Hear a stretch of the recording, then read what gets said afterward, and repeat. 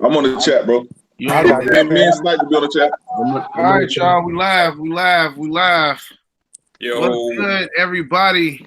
As promised, look, we a minute before we supposed to start. You got your boy Unbreakable. I wanted to get on this, not necessarily podcast, but live, and just bring to you guys some people in Chicago who really do this stuff. Like, I feel like it's a huge misconception as far as the sneaker community or the sneaker business. You know what I'm saying? It all depends on which one you want to say that we're in. So y'all know who I am. I'm going to let Alias go ahead, and then we're going to go down the line and just all introduce ourselves. Go ahead, Alias. Man, we gonna keep it short and simple and to the point. It's your boy Alias, Mr. Reckless Game, Mr. YouTube Killer. You already know what it is, family. I'm live in a building, 4 horsemen. Throw it up. What's up? Go ahead, Snipe. Yo, what's going on, man? It's your boy Sniper Jones. Shout out everybody coming through. I'm with the crew, man. We with some people. Today about to be eventful though. Y'all already know who I am. Check out my channel, Sniper Jones. We lit. That's about it. Let's get it. Go ahead, Scrunch. Yo, it's your boy Scrunch coming live from Chicago, man.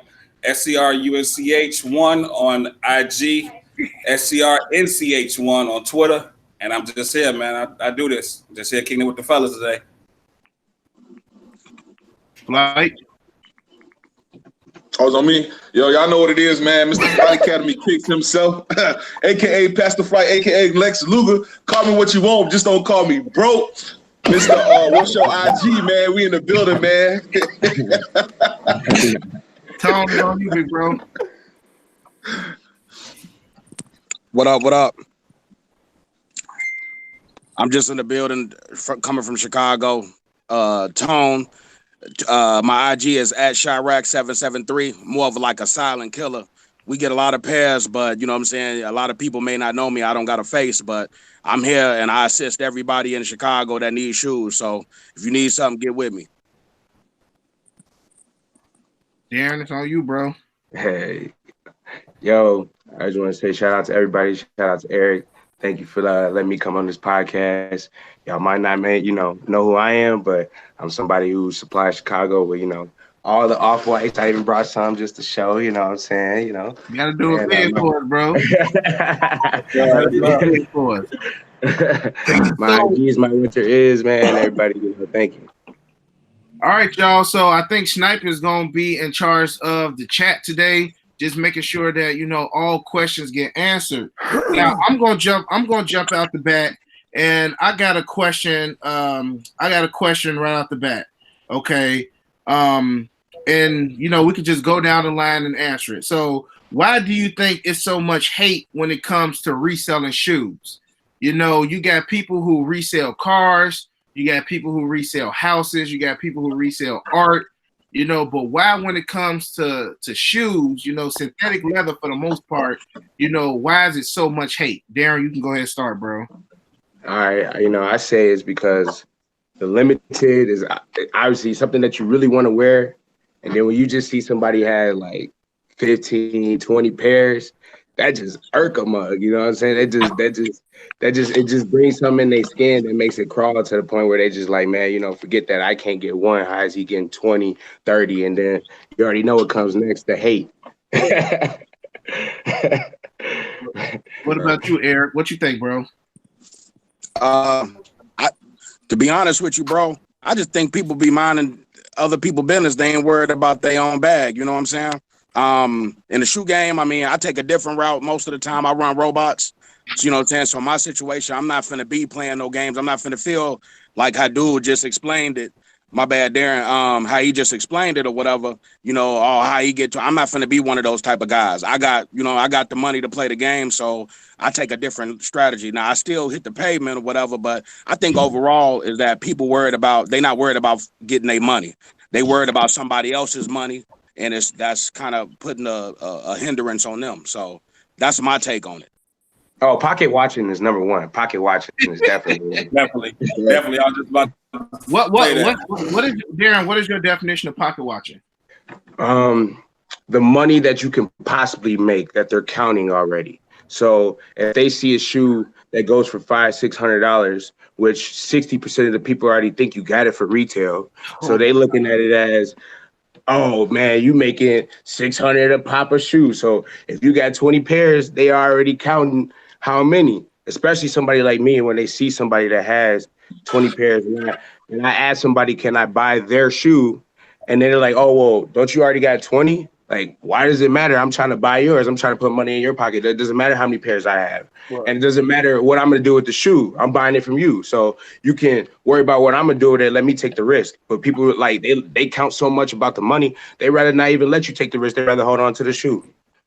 So, and I think before we get to Flight, I think that's a big, issue when, the sneaker culture is that, people, when we get stuff early, people automatically assume that we getting it for retail. And God is my witness. I wish that we get stuff early for retail. You know what I'm saying? A shoe could be $190, but, we might have to pay $230, $240 to get it early. I just feel like, for the most part, when somebody gets something early from you, or when people are watching, they want to know everything. They want to know how much you paid, where you get it from, and to some extent, they have right to kind of know where you get the shoe. But then again, if they're not trusting you, you don't need to be a customer of mine. That's just how I personally feel.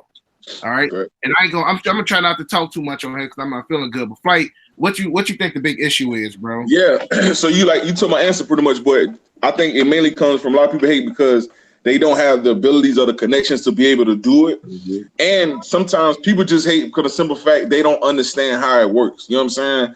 So like you were saying, a lot of them may think that we getting these shoes, if it retail at $190, we getting them $190, $180. When in actuality, we may be paying $250 for an early pair and only charging them $275 or $280.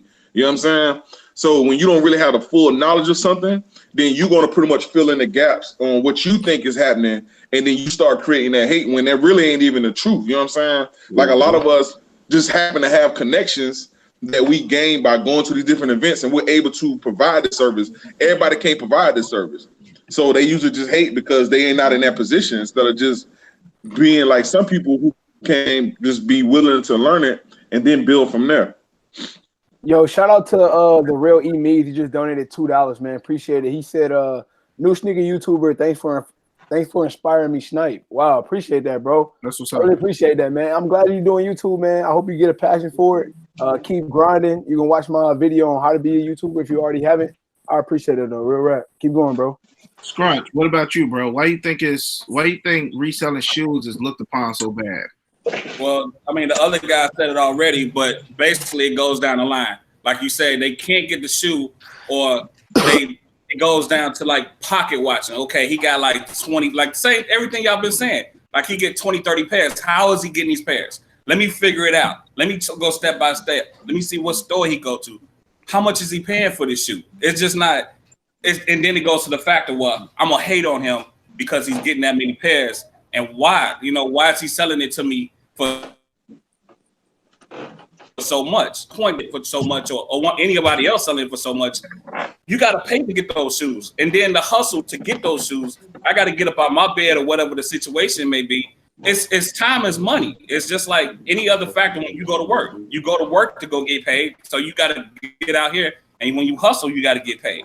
So it's just like a factor. We got to build those connections, and we got to do our job just to try to get you the shoes that you want early or in a timely enough fashion. So it's a lot of factors into it, and people just don't understand that, and that's when the hate started to build up. Man, he getting that many. Why is Flight Academy getting so many kicks and stuff like that, or whatever the situation may be? It's all built on hate, and it shouldn't have to be that way. We just trying to do the best we can to service the customer to get their product. That's all it is. Another thing too, man, with that, a lot of people just ain't in the locations where you can get access to a lot of pairs. Like, if you stay in LA, you stay in Chicago, you stay in New York, like you in them prime areas where those locations gonna be flooded with certain pairs, so you have the capabilities to be able to get those pairs. So you're gonna be able to do pre-order services and provide that. Where somebody who's staying in Oklahoma, they might not even see that shoe within a 30 or 40 mile radius. So the pre-order that you giving is a service. So I'm telling you, pre-order your shoe with me. I'm guaranteed I can get you the shoe I'm doing everything on my end, but sometimes people don't see the work we got to put in. Dude, I done had to drive from Tampa to Orlando a whole hour, well, really it's a full 2-hour trip, just to secure pre-order pairs, bro, and only making like 30 or 40 off the shoe. So I'm burning in gas and time, and I still got to take care of people when I get there to get these shoes, bro. You know what I'm saying? So you just got to have the knowledge of it, man. You got to have the full knowledge of it before you start hating on it. Scrunch. Exactly. I mean, Alias, Snipe, y'all got questions, bro? Yeah, I had a question, man. My question was, honestly, do you think it's a big difference between doing a pre-order and actually doing like reselling? Because a lot of people ask this question. Me personally, I do get it, but I'm not a reseller. I'd rather ask you guys because this is what y'all do. You know what I'm saying? So I'm pretty sure y'all can give me a better understanding of what y'all feel about it. Yes. Yeah, it's definitely.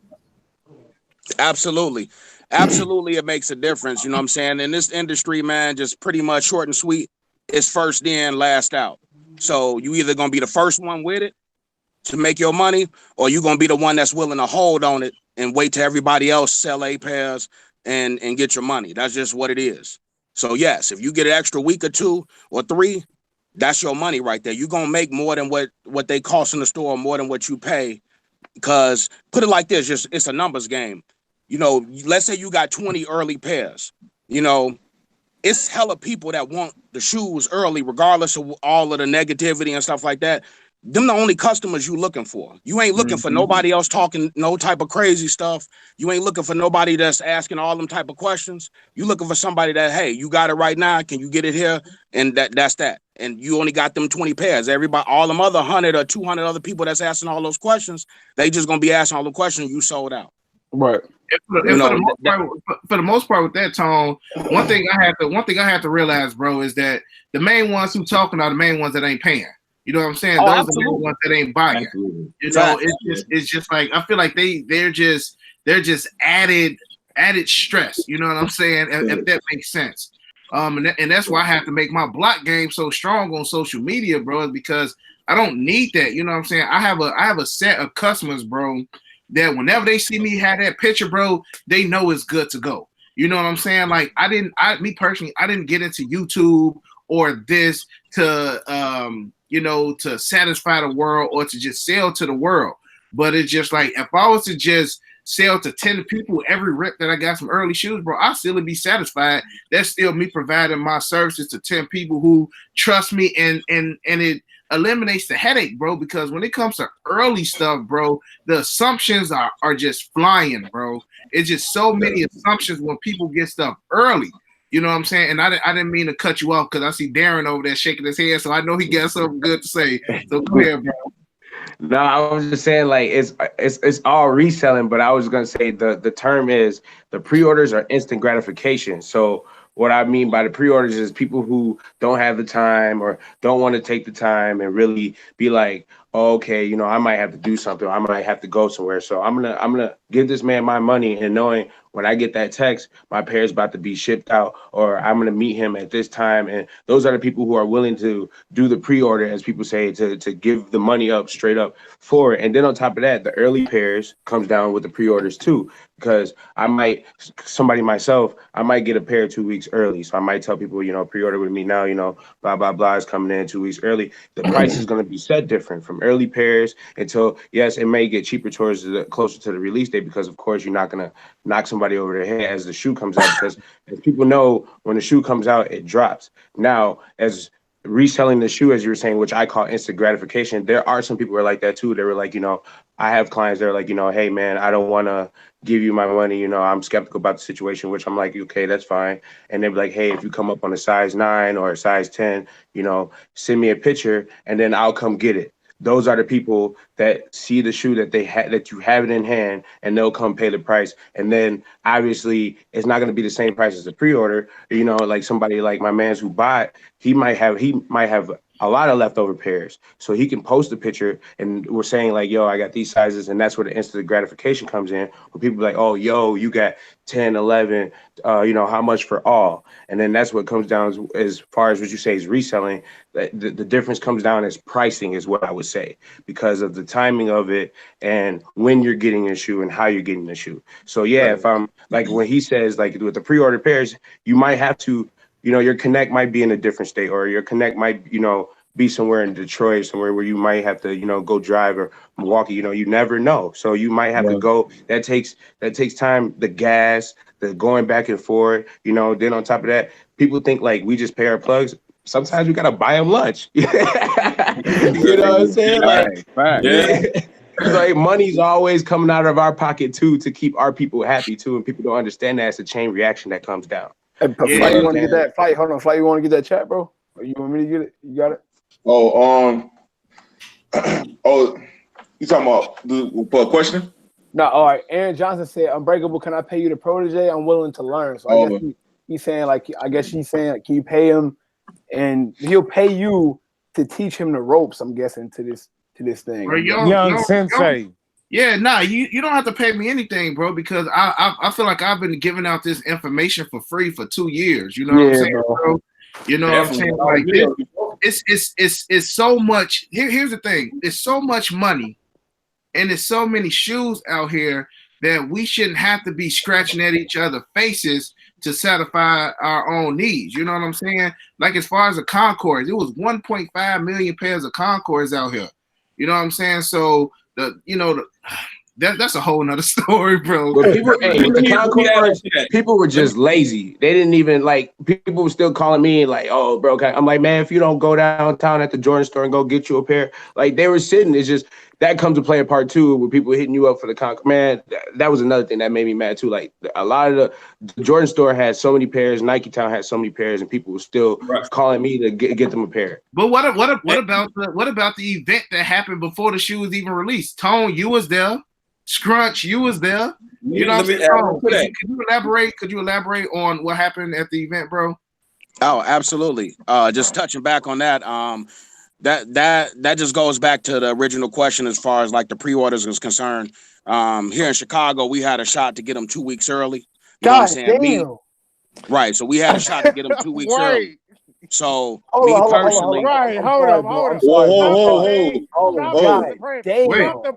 Stop the press. Go ahead, Snipe. Handle that, Snipe. Okay. Right. I'm gonna let you handle that. Alan Wibby. I'm sorry if I put. Alan Wibby. That's my big bro. That's big bro. What's up? He just sent $100, and bro said, Suplex app supports all the hustlers in his chat. Best luck in 2019 to all. That's big bro, man. That's big bro. Yo, subscribe to my channel, Alan. That's big bro. Webby, what up? I appreciate that. My channel is Snapper Jones. Alan, go ahead and subscribe, my brother. That's big bro. Shout out to Alan Webby. If y'all don't have a Suplex app, y'all sleeping. So make sure y'all download the Suplex app. That is the creator of the Suplex app. You know your boy got it. Okay? You already know. That's big bro. Go ahead, Eric. We sorry, bro. Go ahead. Yeah, no. It's all love. It's all love. But no, basically what I was saying, like, here in Chicago, we had a chance to, get them 2 weeks early, And me personally, I put in 7 hours. I know you put in maybe about 4 or so like that, but I was there the whole day. We got about 79 pairs on that first day early. And within those 2 weeks, it was a long 2 weeks, but we was able to get them all smoked, all over $300, no problem. What questions asked, and that just goes back to being in that position, having them first. And having that many of them, being able to take anything that come through the line, and that's what it's about, So on that run, that was a really great run on a general release pair. And it was all, those was retail pairs. I know Scrunch was able to fill up all his pre-orders to it. And it was funny because Scrunch was like, bro, you need to be vlogging this event. I'm like, Scrunch. I'm trying to get all these pairs out, bro, because I had 60-something pre-orders, man, and for them to be able to allow us to go back and forth and get pairs, without, any issues, bro. It was just straight business mindset, man. So Absolutely. And real quick, just to cut back in, I got to give a shout out to Scrunch. I had one last order I needed to fill on the day of release, and I didn't have a size 8. My man Scrunch came through in the clutch. Gratitude, salute, all that. I appreciate that, bro. You already know if you need Anytime, something, bro. I got you. Anytime. You know how we do in Chicago, man. It's all love here. That's how You we already do. know. I want to go back to one thing. The question that Snipe had asked. I think it's very funny, man, with the pre-orders and trying to separate the difference between the pre-order and the resale value, because it's crazy how a lot of people will hate on people doing pre-orders. But like, let's say if we do a pre-order for a shoe and the shoe is $265. For example, the bread toes, right? A lot of people was doing the pre-orders on those, what, $265, $250, whatever the case may be. $275. The day the shoe release, it jumps up to $350. So a lot of people lost almost $50 and $60 and $70 on those shoes that did pre-orders. Yep. But the thing is, so there's an argument, or there's a fuss about doing a pre-order. But why is there's no fuss about the money that was lost? You know what I'm saying? Because it's not like you can hit a customer back and be like, you know what, I sold that shoe to you for $265, but now it goes for this amount. Can you send me that difference? You know what I'm saying? So when you do pre-orders, you know what I'm saying? Like nobody really thinks about that. Nobody think about the possibility I may really shortchange myself by doing the pre-order for this amount, and that shoe gonna jump up and I could have made much more money. They don't really see, well, even though I lost money this time, or if I did a pre-order on the shoe and then release day come, they sitting, it all still balances out. You know what I'm saying? It's not a gain every single time you do a pre-order. That's just the straight fact. Nobody knows the market on what you're gonna do. You sit and you make a pre-order based on the price of what you think it may sell for. You trying to help the customer out, and you trying to help them get their shoe. So there it is. You're trying to get everything done at a timely manner so that the customer get their shoe early, or they can get it whatever the pre-order's made is done. Now whether that shoe sells for more or less than market demands, we don't know that. Don't nobody know. We don't have a genie ball that says, well, this shoe is gonna sell for $400, $500, and then we'll sell it for that. No, we set the price of what it is, what we think is fair, and then we sell it. To agree with bro, I'm the biggest advocate of that, because, like, for instance, the first time that really happened to me was the undefeated Air Max. I was selling those for $325. 3 days later, that shoe was $400, $450. The black pair, and the white was just at $5. I couldn't believe it. I'm looking, and Eric has seen me plenty of times. Can I buy pairs back? Like, well, bro said you can't hit your customer up and be like, hey, bro, send me the difference. The only thing you could do is be like, hey, bro, can I buy that pair back off you for, higher than what I sold it to you for? Because that's the only thing you could do. Like, and another one was the Laley Mays. I was selling those for $350. They're no less than $600 right now. Wow, like, really?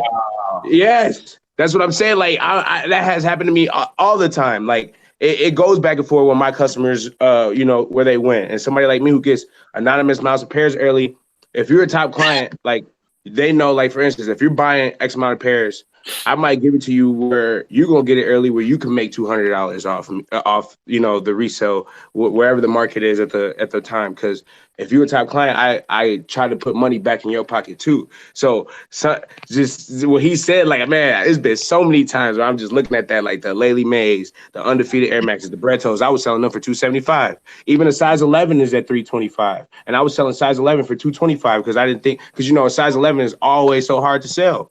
Yeah, that's my size. You know what I'm saying? You could easily get that anywhere for a decent size. It's always the 8 through 10 that be high, but even the bread toes, the size 11 is $325 right now, nothing less. And I was selling a size 11 for $225. So I'm the biggest advocate of seeing that. Like, the only thing I can say is, hey, bro, can I buy that pair back? my big thing is, bro. My big thing is, I feel like when it comes to like the independent resellers or the independent people who do pre-orders, I feel like we're looked at as bad people. But when you got like your corporations or when you got like your big places who do this, there's no issue. Like, for instance, like with Stockx, like Stockx isn't like a Nike certified place. Stockx is getting all their shoes from Darren, from Tone, from Flight, from Scrunch, from Snipe, from Alias, from me. So the community, the sneaker community is Stockx. You know what I'm saying? So if you got an issue with me selling a shoe, I can just go to StockX and sell it, and it may come to your doorstep, and you will never know. You know what I'm saying? Right. So it's just like, why is it okay for like, you know, big corporations to do pre-orders or, you know, do resale, but when it comes to like the individual person, is looked at as, you know, we the bad person, we're ruining the community. You know, I just don't see it. What I can touch bases Nike on that a little bit. Go ahead. Nike just did pre-orders on that self-lacing basketball shoes. They did pre-orders on that. What do you think about that, Unbreakable? How you feel about that? I mean, they did pre-order, but it's still for their retail price. You know what I'm saying? So in some sense, they're not making no profit. You know, I can see if the pre-order was $350, and then when it actually released, it was like $200. You know what I'm saying? Then it'll be an argument, but they pre-ordering it for the price that they gonna sell it for release day. It's still a pre-order, but you know what I'm saying? I guess they're not gaining anything, in which they probably making like 100% profit off the shoe because they selling it for $350, but it probably only costs like $20 to make. You know what I'm saying? And then they wholesaling it to like a Foot Locker or something for like $85. So you know what I'm saying? But a lot of people don't know, you know, the logistics that go on. They just see us selling the shoe for more than what retail price is. Hey, I think another thing too that goes unseen is for those of us that do pre-orders, we don't just spend money on one shoe or a certain shoe in these stores. Like, for example, I got a relationship with the Finish Lines down here, the Champs, the Foot Lockers, the DTLR, the Jimmy Jazzes. All of them know me when I walk in there. But the reason they know me is because sometimes I may go in there and just buy a shoe cleaner or socks or shirts and stuff because I got to build that relationship with them. Like, look, I'm going to spend money with you because honestly, when a store gets a shoe that's going to sell out, that's not really credited to them. But when they can sell other stuff that's in that store, then they get more credit or they get more heat that gets to come to their store. Right. So we got to spend regular money.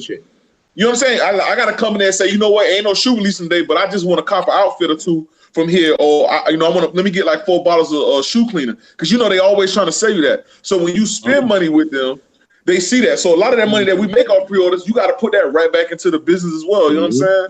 So it ain't just.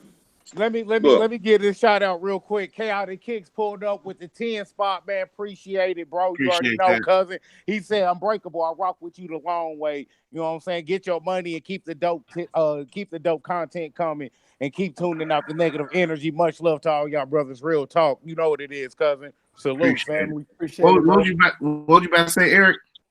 No, well, basically, what I was touching on that basis, man. You know, a lot of people just gotta be willing to put that grind in, man, and to make it happen. There's connections out here for a lot of people, man. A lot of people don't want to pay, you know. Right. So, and that's what it is, man. And ain't no game out here for free. You just gotta put that work in and be seen. Like my man's Flight Academy just said, you gotta be seen out here. You gotta spend money with them. You know, I'm the same way. When I walk in the store, they know who I am too, because they know I spend more money than they got shoes with them. You know what I'm saying? But they can't let me do that. You know what I'm saying? So you definitely got to spend money with them to get them to be able to, you know, reach for you, because they will. You know what I'm saying? You just got to be able to put that work in and buy other stuff. Hey, them $20 coupons come in handy. Yes, Scratch the king of them coupons, boy. Yes, sir. Hey, well, let me ask y'all a question since you just spoke on that, Tone. You know, for people that's just starting out, you know what I mean, that's really just getting their feet wet, you know, on the reselling or the pre-ordering game, you know, what's the right amount of pairs or money, you know, as far as dollar amount that you want to invest when first starting off? See, and that's a really, really trivial question. I'm glad you asked it. I mean, first, let me back up. I don't really got a face in the shoe game. I actually been reselling since 2005. So the game has definitely changed since when I began to what it is now. To be honest with you, depending on what it is, you want to grab as many pairs as you can because it's a numbers game. You know, you're not going to get rich on one shoe. What I do is I participate in everything. If I can make $5, it's a win. There's no such thing as a brick if I can make profit on it, regardless of what you're talking about. It's a number game. If I can grab 100 pairs of shoes, I'm grabbing 100 pairs of shoes. I'm gonna make $5 on 100 pairs of shoes. It all that depends on what you win it for. How long can you sit on your pair of shoes to see your money? You know, knowing what you buy. Every shoe I buy, I don't expect it to sell out. Like I got shoes that I bought from last year, but because that didn't break me or whatever the case may be, and I'm still able to participate, I can wait on that profit. So it's a first in, last out game. If you got a hot shoe, it's gonna sell itself regardless. And my motto is everything eventually sells, and that's true. So you gotta you can't really put a number on that. I mean, because getting the shoe is the hard part. You know what I'm saying? You can't just say, hey, I'm gonna go in here, I'm gonna buy 100 pairs of shoes, and first you got to find somebody to sell you 100 pairs of shoes. You know what I'm saying? Yeah. So that's just you got to kind of do your homework that aspect first before you get out here and say, hey, man, I'm gonna be new to this, I'm gonna do this, and you got to have money. I don't want nobody out here think that it's stories out here that people can take $30 or they can take they last $85 and flip it. No, man, you cooked out here for that. You know what I'm saying? You gotta have money. You gotta be willing to pay people, and you gotta be willing to show face. You know what I'm saying, and make those type of connections. That's just my strategy. You know what I'm saying. So, what you got, Darren? I was gonna say, because I did it a couple different ways before I actually had a plug myself, but it all comes down to the money factor, like my man said. So, like for instance, Air Jordan 1s, like a couple years back, I saw the market changing because before it was just Jordan everything. No matter what Jordan came out with, it was selling. So as I started to see, it was 1s, 11s, and 12s that was selling pretty much out of the Jordan brand that was pretty much selling. Then they started to oversaturate the 12s a little bit and start coming out with stupid colorways. Then it's basically just 1s and 11s.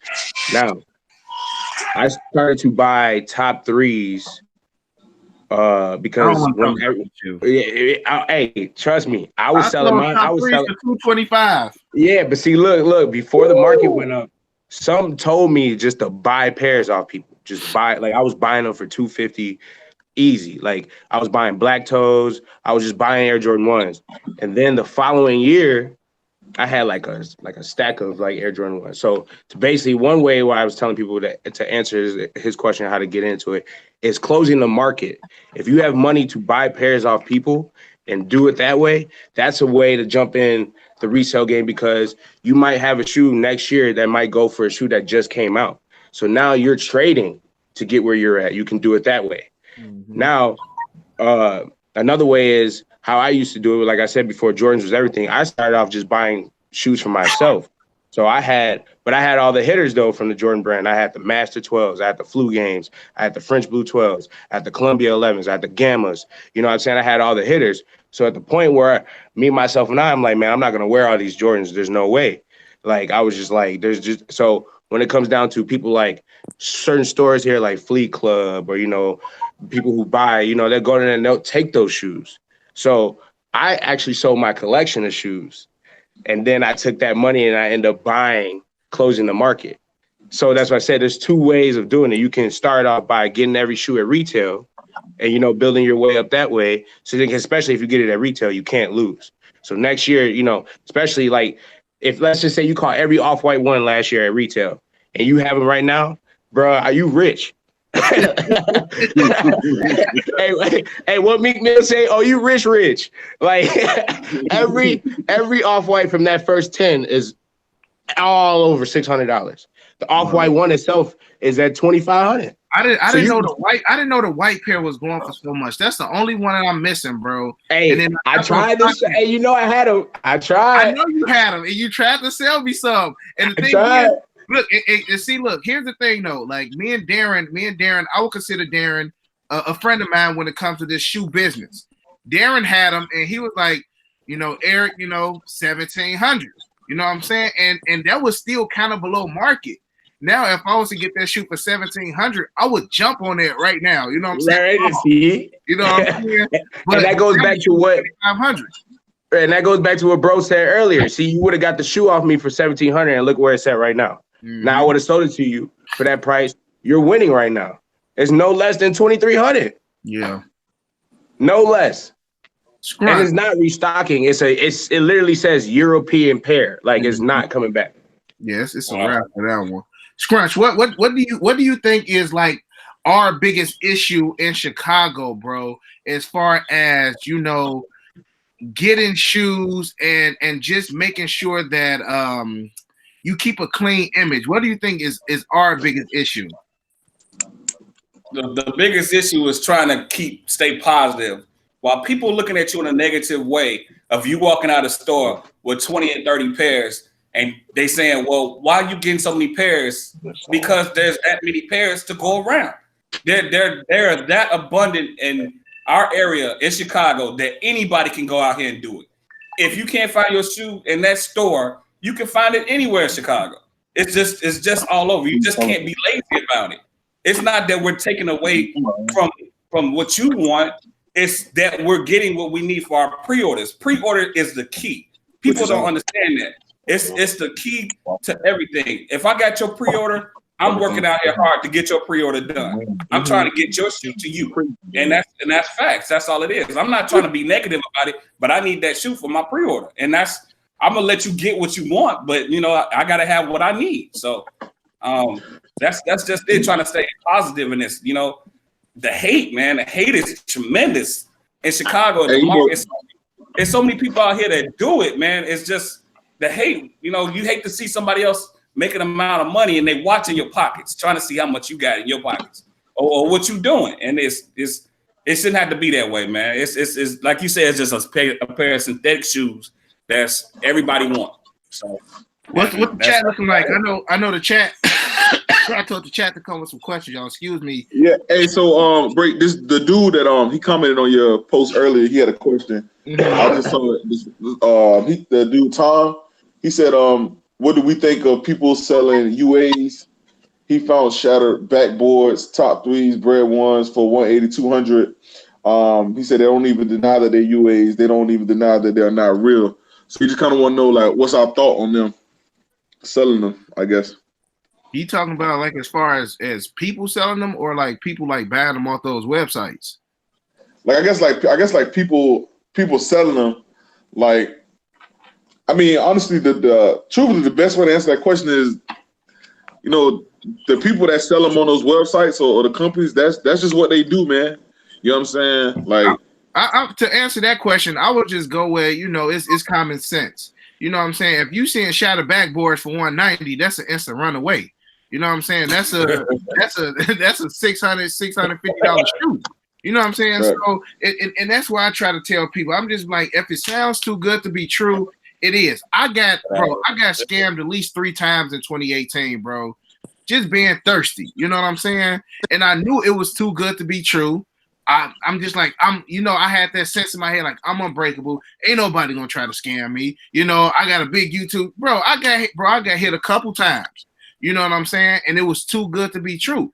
And I actually went against my own words. So when it comes to that, bro, if it's too good to be true, I say run away from it. But I mean, you still got people on IG who do, the pre-orders and, they selling like the UNC off-whites for $250. Come on now, bro. I mean, we know the market. We know how the game is, bro. To me, most things like that should be like common sense. Well, let me touch bases on that before we, get to another subject or whatever. As far as those UAs are concerned, those markets don't mix. And what I mean by that is that reselling, like the what we do, the lane that we in, we only deal with authentics. There's a whole nother market for fake shoes. And to be honest with you, it's bigger than the real market, because it's the abundance, the quantity of them is out there. But those markets don't mix. People who when you go to New York, it's heavy. They got shops full of fakes. Right. So and that's the thing. But the people who are buying those are people who not really, they want the look. They don't care about the legacy, right. the authentic. They don't care about it being authentic or none of that. So basically, those are 2 different markets that don't belong nowhere near each other. The people who buy fakes, they're going to continue to buy fakes. They're not looking for validation for anybody in the true world. You feel me? Yeah, I mean, it is what it is, bro. They just don't care. But whatever, bro. It's just assumptions, man. We not on that though. Yeah, whatever. Hey, hold on, bro. Hey, we burn foo-foos over here. We like those on fire. Absolutely. Hey, let me get this. You got a donation, man. Somebody threw 5 on it like loonies real quick. You know what I'm saying? The real EVs. Shout out Snipes again. Hey, Unbreakable, keep doing you. Also, all the new sneaker YouTubers out there like me, keep grinding. You feel me? That's what's Shouts up. I out, salute, appreciate it. family. Hey, I think Shout out to you, bro. one of the things, What other questions we got in that flight? I know the chat had. Hey, I got one for y'all, man. Let me know what's the hardest part about doing it and what's the easiest part about doing it. Hey, let me answer that. Let me please answer that. Oh my God. Taking people's money. That's the hardest part. I mean, that is the hardest part, because somebody like me, I got 2 plugs overseas. So I had to tell people, like, that's where I get most of my early stuff. So I had to explain to people that the money that you're giving me, that's not finna be in the States. That's like a big thing to explain to people. But to accept their trust is like that, that's what's up, and people always do get their pairs. But yes, to explain people that their money is not finna be in the States is the biggest thing for me. Like, that where people are like, so what do you mean, bro? Like, I can't just pick it up from Chicago? Like, no, you have to wait till it gets shipped to my door, buddy. I think the hardest thing for me, bro, is having people money, bro, and they hit me up constantly. You know what I'm saying? I try to, be. Excuse me. I try to be as my communication, man. Like with Concords, my communication wasn't all the way there, and I apologize over and over. But I had over 100, orders. So it's just like having people money, and just having to deal with. Did you ship my shoes yet? Do you get my shoes yet? Where my shoes at? Where my shoes at? Where my shoes at?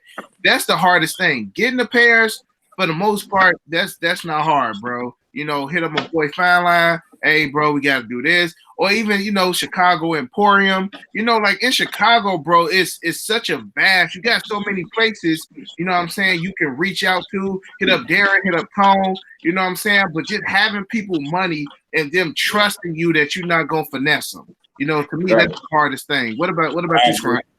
I agree. The same thing. And for me, it's getting up in the morning and go get the shoes. Yeah. That's my hardest thing. I'm getting that team together. I'm not a morning person, so it's hard for me to get up in the morning and go get y'all product. But other than that, it's the trust. You gotta trust us, because if we don't get your shoes, we 100% gonna get your money back. That's 100%. That's off the bat. There's no. You know how to get in contact with me. You see me out here, you're gonna get your money back regardless, no matter what. It's just a trust factor, and I understand, because if I was a certain person like that, it'd be hard for me to trust somebody as well. But to see my face out here with Unbreakable, with Tone, with Darren, all of us out here, you're gonna see us out here. Chicago's not a small city. You're gonna see us regardless, no matter where we go. It's gonna be some type of thing. That's the biggest thing with the pre-orders. Like, everybody know each other. Like, especially even if a shoes first come, first serve, you gonna know everybody in that line. Right. So that's another thing. Whether it's like Bearded Dan, whether it's Bearded Dan, or whether it's a couple other the Chicago people, man. Right. Mike Houston, all of them. Bro, it was at one point, bro. Like when I started doing this YouTube stuff, and then people started saying, pre-orders was scamming and taking advantage of people. I honestly thought that pre-ordering was just a Chicago thing, bro. I'm like, are we the only ones in Chicago that do pre-orders?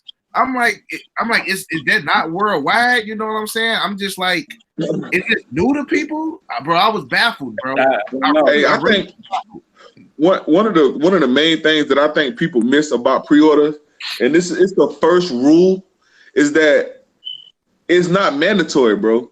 Like, you have the option if you want to pre-order. Like, for some reason, people are missing that step. That because I provide a pre-order service does not mean you have to pre-order the shoe. It's just a service that I'm providing to you that's available if you want to. A lot of these people that pre-order from me, like, I'm starting to get to know them because a lot of them pre-order like back to back.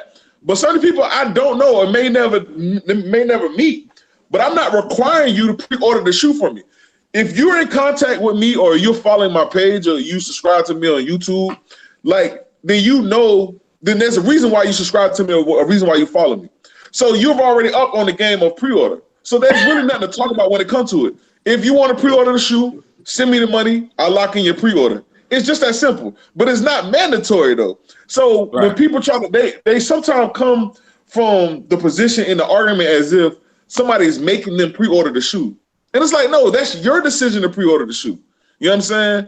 And once you get your shoe, then everything is completed on our end, or the transaction is completed. But you don't have to pre-order the shoe. Like, you do know that you can take your own chances. And then when you don't get the shoe, then you come back to me. Now you got to pay resale because you waited until the market went up on the shoe. And that's just how it goes, man. It's very simple, bro. Hey, Justin Sabi, I hope I'm saying that right, saying y'all keep grinding, guys. Y'all are fantastic. Snipe, take it off mute, bro. People want to hear you talk. Because Snipe and Alias are the only ones on here that don't resell or that don't, pre-order. So, they want to hear like your viewpoint, bro. Like, what's your viewpoint of it, Snipe? Because I know you've asked me about it before, bro. Yeah, granted, I'm big bro. You know what I'm saying? But what's your honest opinion about like the whole pre-order? Do you think doing pre-orders is taking advantage of people? Do you think pre-order is a bad thing? You don't do it. So what's your opinion on it? Yeah, all right. So only reason I had it on mute because I was killing these checks mix and I ain't wanting to be I ain't want to try to hear it in the microphone. That's the only reason why I had it on mute. I was trying to be respectful. But I got friends out here that pre-order. I'm in Atlanta, man. I'm in a big city too. So people do it out here all the time. A lot of times when I do reviews on my channel, if I can't get the sneaker in my hand, I know I got two people, my boy Rico and I'm so ATL. Those are my go-tos. So I'm friends with resellers. I have no problem with it. I think, like y'all said earlier, we already went over. It's like the people who usually have problems with it are people that can't get it, and they're like, "Well, damn, I can't get it. He got 30. That's not fair." But in all actuality, man, it's like you're not guaranteed a pair. You gotta go out there and get it. I don't have no bias towards it. Like I say, it's a way. It's just at this point in time in the sneaker community, bro. It is what it is. Like it's a factor. It's a factor. Either you try your best to get it, or in retrospect, you just take an L. Me personally, I never really buy from resellers just because I ain't gonna hold you, bro. I'm cheap. I ain't gonna hold you, bro. Like if I can't get it for retail, it's a wrap. You know what I'm saying? I catch you next time. If it's a shoe I really want, I might do it depending on what it is. But that's just me personally. If I know a shoe retail for like a Jordan 1 retail for 160 and it's being resold for 350, I'm cool. You know what I'm saying? Like if I don't want to spend it, I'm cool. And that's the thing where I don't know why you guys get so much flack, because if Unbreakable is selling the shoe for $500 and you think it's a problem, don't buy it and then keep moving. It's no different from you looking on Stockx and seeing something on 500. What you do? You keep scrolling. You just keep scrolling in real life. It's no different. So I think Stockx and say Stockx is bogus. No, they be like, okay, either I'm gonna pay it or I'm not. And that's what it's the same thing, bro. You look on eBay right now, it's the same thing in life, bro. You look on eBay. You put in Jordan 1, you're going to see Jordan 1s. You can see a bunch of prices. You're going to scroll till you find the one you like. Do it the same way in real life, bro. If you don't like this man's prices, go to the next one you like. You don't have to buy from nobody. So man. And let me get my little 2 cents, you feel, because I've been on that side, you know what I mean? Yeah, you feel me? I'll put it like this, bro. I copped the CNY6s through my brother Unbreakable. You feel me? I got hit 315. Was I bitching and complaining? No, it was a 250 release. You feel me? He put the tax on it. I was like, cool. Now, if it was an issue, I wouldn't have paid it. You feel me? It wasn't no pressure. It wasn't no trip. Am I glad that I did it? Yeah, because I still got that pair now. I only rocked it once. You know what I mean? But it's a service. You feel me? Ain't nobody got a gun in your head. Ain't nobody make you do nothing you don't want to do. You know what I mean? Hey, now I got a question. 1 second, bro. I just want to get this out. People think I'm biased because they know me and Unbreakable close, but it's bigger than that. You know, like I said, I got friends here in Atlanta that resell, and it's like I see things clearly. You don't have to buy it. It's really that simple, bro. It's as simple as if you don't like the price, don't buy it. Why do you feel like you gotta come at somebody, antagonize somebody for setting the price? If nobody's buying that shoe, I guarantee you he bring the price down. So if people buying it, it's gonna be what it is. If you don't want to buy it, then go somewhere else. It's that easy, bro. It's that easy. Man, facts. And to keep it a buck, you know, Unbreakable in the end actually kept me from copying some fakes. You feel me? Just to keep it a buck. You know what I mean? I was gonna go through another source and cop them. He was like, hey, you know, just do your research. So what I do, I took heat, did my research. Hey, it wasn't too legit to quit like Hammer. You feel me? This nigga here, man. Facts. You feel Wow. me? So, hey, I end up hitting Unbreakable back. Hey, let me go ahead and get them, bro. Here go your 315, man. Shouts out, salute, good doing business with you. Facts. What you say, though, I Dan? think on the resale side, just real quick, I want to add, I think a lot of people just misunderstand the word reseller or what they really are.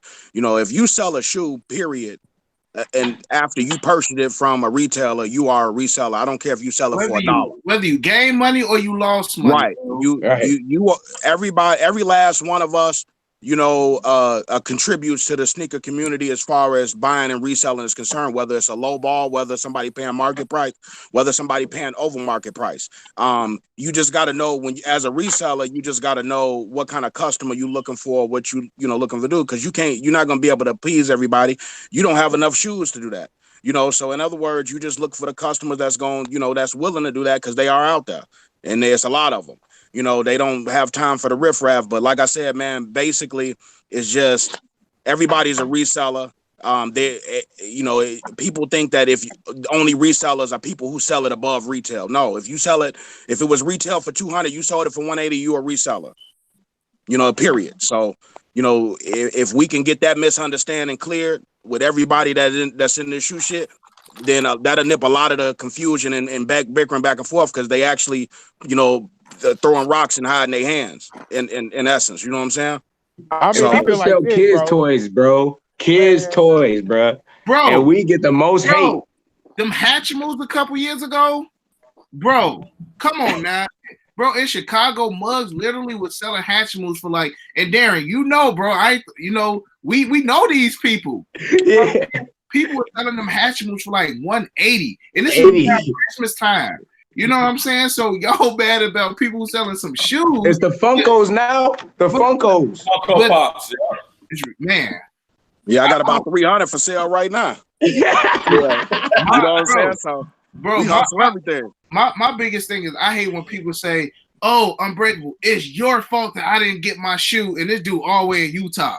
He like, that should make you feel good, big bro. Bro, be like because you're a reseller, I couldn't get my shoe. Now I know why I couldn't get my shoe. Hey, you know what you tell him? It's really Eric's fault because he the one who bought. I take all of that. I ain't even gonna lie. I got the biggest Grinch who stole Christmas smile on my face every time I hear some shit like that. Yeah. Oh, you the motherfucker we hate. Oh yeah, that's probably me. I'm gonna put it like this: at the end of the day, it all boils down to one thing. You gotta pay to play, bro. You gotta pay to play. If you don't want to play, for real, if you don't want to play in the game, hey, sit on the bench, warm that mug up, drink Gatorade all night. You feel me? Wipe sweat off of people's foreheads. You feel me? Stay out the game. You want to pay to play? Get in the game. You feel me? Jump in the start lineup. Throw that jersey on. 99L Burner said you can spend extra to go out and have steak cooked for you or save your scratch and cook it yourself at home. It's a choice. You know what I'm saying? Either you're going to have somebody cook it for you and it's going to be an $80 filet mignon, or you can go to Walmart, buy a $20 steak, cook it at the crib, and you can save $60. It's all about preference, man.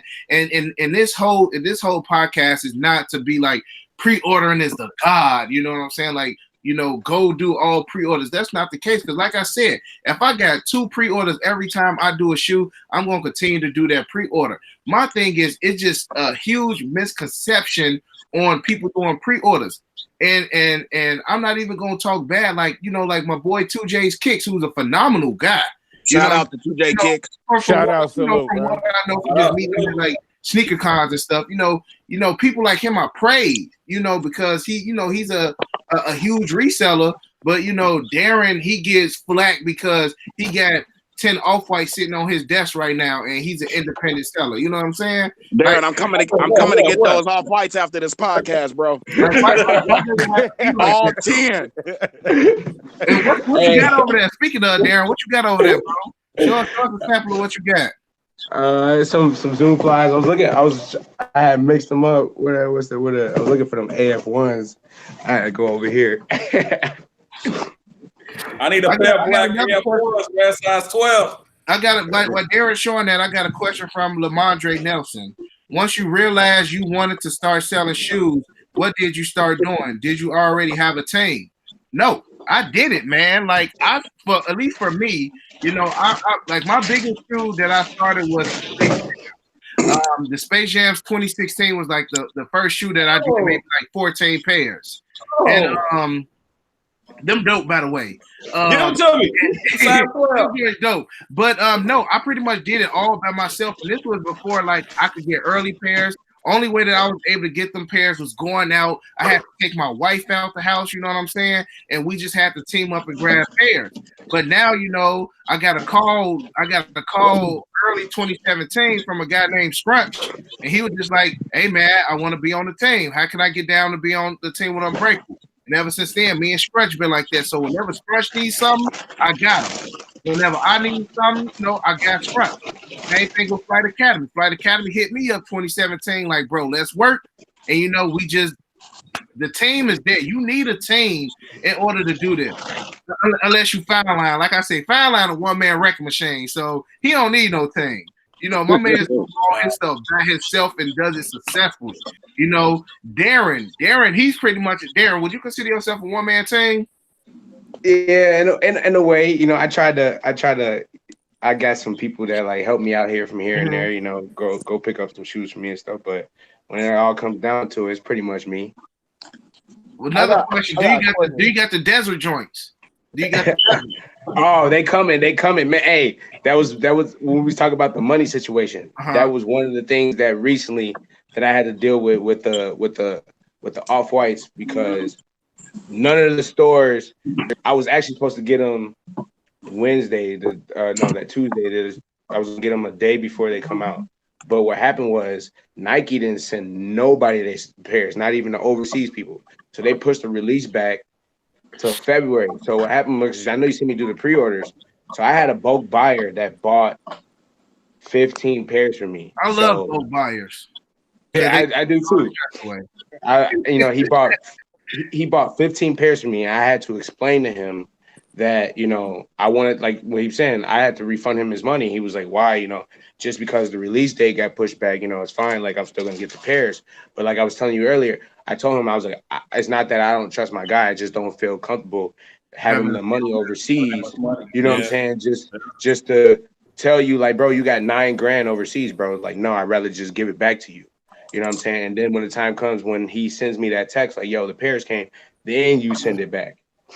Now, Darren, I got a question for you, bro, because I know me and you, we had a talk a couple weeks ago, and I never put up the video. But what do you say when people question like your early product? Like, how do you go about doing that? Well, you know, like we talked about, I usually always tell people, like, okay, so Padded Room was the number one place that I always tell people, like, yo, we can go to the Padded Room. A lot of people don't know about them. They're like a low key like resale shop, but they love that place. Yeah, Padded Room. Who the owner again of Padded Room, bro? Bo. Yeah. Bo. Yeah. Hey, yo, So, quick second. I want to shout out. Hold on. What's up? Chaotic Kick said, I'm a truck driver and pre-ordering my shoe guarantees my pair, point blank period. He donated $5. So that's a good point, though. You're not even at the crib to get it. Definitely. Appreciate that, bro. Hey, hold on. You got another one, though, too, fam, from Legit Sully. You know what I'm saying? He's saying, how do y'all feel about Stockx undercutting? What you mean undercutting? I don't know. He just said, how do y'all feel about undercutting? I think he meant what I was trying to ask earlier. Like, how do y'all feel about StockX, period? Because I feel like to a lot of resellers when StockX came out, y'all kind of had to adjust y'all prices. Oh, or what well, nobody I'm gonna answer that because I was a big advocate. I even tell people, you can look at my StockX account. I don't sell anything on there just to prove a point to people that I make money without that service. And I tell people this now, but now StockX added that state taxes. So depending where you at, you might have to pay more than what I'm charging. Yeah, 7 states they got state tax now. Yeah, see, so like it now is you might have to pay more than what it was. But I told people this: buy it on StockX because you're doing me a favor. You're driving up the market. That's what I tell people. But literally, buy it on StockX. I don't care. I don't care what it is. Keep buying it. Same thing with Yeezys. Keep buying it because what's going to happen is you buy a pair on StockX and then you tell the next person to buy a pair on StockX. What happens is, depending on the shoe, 3 days from now, the shoe's up $100. Now I gotta whack somebody else over the head. Right. Pretty much. That's really how it goes down. Like I was just telling you, like I have sold the shoe and 3 days later I've seen it go up. And I'm just like hurt, like, man, can I buy that shoe back? Yeah. Hey, you know what, StockX ain't the though? only market, man. I still probably about 90% of my inventory above StockX numbers, because a lot of people be trying to offer you cash out or the number they see. I want the number, you know what I'm saying? Last What sale. plus the shipping, what you gonna pay? Because it ain't Yeah. about what I'm gonna get from it. It's It's about right what here, you right gonna now. pay. It's right here, right now. It's in my Exactly. hand. You know, so Hey. you're gonna wait that 2 weeks or whatever it is, however long it take, then you know you could do that right now. I mean, I ship today, you get it in two to 3 days, depending on where you live at. Exactly. You know, people pay for that too. But Hey. go, what's up, Alice? Go ahead, bro. No, I wanted to say, you know, Darren made a good point, you know what I'm saying? Like when he was talking about people buying on StockX, for those that be complaining and griping about how much a shoe going for on resale, hey, y'all control the market, bro. Y'all control the market. You know what I'm saying? Not the shoes, the consumer. Y'all control the market. If y'all paying the high for it, it's gonna go for the high. If y'all not paying that high for it, it's gonna sit and go for the low. So when y'all complain, look in the mirror and be mad at yourself. You feel me? I mean, I can tell you what I see from it. It's crap. Go ahead, bro. Just real quick, well, I'm gonna add this to it. But what I see in it, a lot of people, the reason why StockX is so small, so low, is because you got a lot of new resellers out here that don't know what they're doing, and they don't know how to sit in the game, or they don't know how to sell shoes.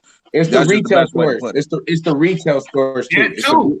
It's the retail stores. It's a lot not. of people don't It's know not. that, bro. A lot of people don't know that. Don't know that. Some of the retail Trust me, I know. I know. Stuff on stock You're- and get it out of their inventory, bro. Exactly. A lot exactly. of people don't know that, man. It's the retail stores that's doing it. Somebody like for instance, I had the Zoom flies. Okay. I was about to, true story, I was about to pay my plug. I was getting them early. I was getting them like a whole month early. I was about to pay him $450 a pair when they were going for like $800. Just to, so then 2 days later, he was like, all right, I'm gonna hit you when the pairs come. I was like, all right, bet. 2 days later, I was about to send him the money. I looked up, the market just dropped on him dramatically. So I asked him like, what's going on? And he told me like, bro, it's these overseas stores that's just dumping them on StockX just to get them out because there were so many pairs. So like it's the retail stores that's doing it too, because they gonna get the money and then they get to keep it and they don't got to worry about it. They can just ring it up and then ship it out. Facts. Steezo, yeah, we're gonna be in SneakerCon Cleveland. And the thing is with that though, Darren, like we all know that Foot Locker only paying Nike like $60-$70 for that Jordan 8 Air Raid. You know what I'm saying? So if they pop that joint off on StockX and get $140 afterwards, they still make money. They made their profit. You know what I'm saying? They didn't make retail, but they still got it out their store. And they cool. Now that's a question that I would like to see, like Nike and all these other corporations come down on, because how can you do that without getting the money up front? You get what I'm saying? Unless somebody got a StockX account. StockX give you 3 days to ship it out though. So, most of these stores, they get them a week or two early anyway. That's right. Shout out to Joey Mazar. I'm sorry if I said that wrong. He said I came in the video late. Madison Wee. I don't know what that means, but it says, what's the first step to making a pre-friend? No, that's Madison, Wisconsin, fam. That's Madison, Wisconsin. Okay, bet. He said, what's the first step to making a pre-friend? I don't know what that is either. Like, pre-friend. A pre-friend. A pre-friend. You need some money. It sounds like. Hey, somebody said, well, Mr. B Rich for real. He said he came in here a little bit late. So can Darren, Tone, and Scrunch just reintroduce yourself right quick? We still got 330 people up in here. Hit that like button. Get this video up. It's a good video. Go ahead, Darren. You can start, bro. I'm Darren. I'm Chicago's plug. My winter is the IG. You can check me out on there. You get to see I be posting the pre-orders and posting the off-whites weekly. Go ahead, Tone. I'm Tone. My IG is at Chirac773. You know, I do a lot of the botting here. I'm here local in Chicago as well. I also, you know, put my footwork in with my little team or whatever and make sure we secure our pre-orders. And we also, you know, make sure we got pairs to sit on and stuff like that. So, you know, I help everybody else that I can that reach out, you know what I'm saying, that's here local. Scrunch. Stand up, Chi-Town. Chi-Town in the building. Scrunch one. Your boy here, balling off unbreakable kicks. Kicking it with my boy, you know, in this chat. My IG is Scrunch1, SCR-UNCH1. Definitely take pre-orders. Definitely try to get the best product that you can get early look at on my IG channel and stuff like that. So come on, pre-order with your boy, man. We good over there. To go back to the early question I had, Darren, and I want Tone and I want Scrunch to answer this too. What do you say to a person who says your product or they question your product? What do you say to that person? I'm going first, or yeah, go ahead. All right. So I was saying, I take all my products to the pattern room. I take the client with me. I have them authenticated right then and there.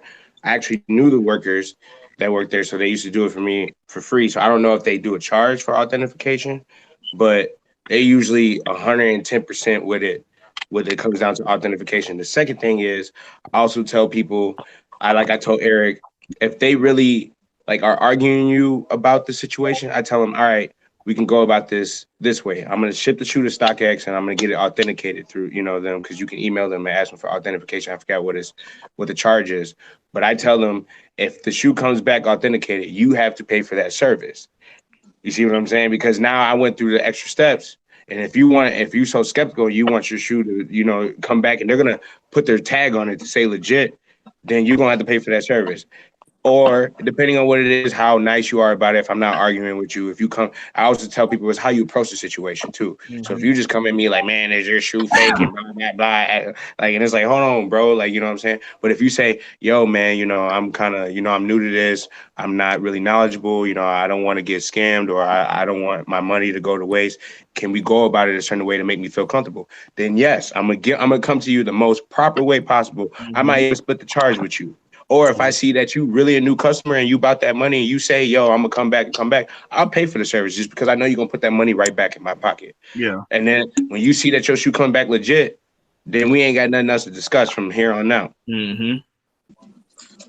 I'll go next. Me personally, I don't entertain that. I'm going to be honest with you. I keep it moving.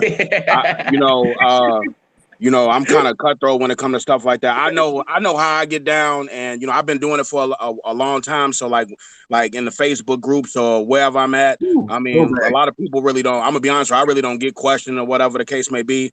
You know, maybe some other markets and stuff they might try to question it, but it's really to try to scam, and it's not really, you know, they question the integrity of the product. So I really don't run into that. But when people start going down that lane, I mean, they not buying anyway. They talking stuff. You know what I'm saying? They just talking. So I can't entertain that for too long or whatever. You know, if it's something basic, like show me the picture of this, or you want to see the receipt, which for some reason, y'all got to stop asking for receipts to prove authentication. That is not the answer. You know what I'm saying? But they want to see receipts. They want to do, you know, see whatever the case may be. I you know, if it's beyond that, I can't entertain it. You know, I just leave it there because they ain't buying nothing anyway. What about you, Scrunch? On that note, same thing. I really, when people start asking, is your product authentic? I've been in the game for over like 20 to 15 years, just, you know, started selling shoes and stuff like that. So if they ask to see a receipt, it's okay. It's all right. I really don't want to send you a receipt, but if you want to see it, then that's cool too.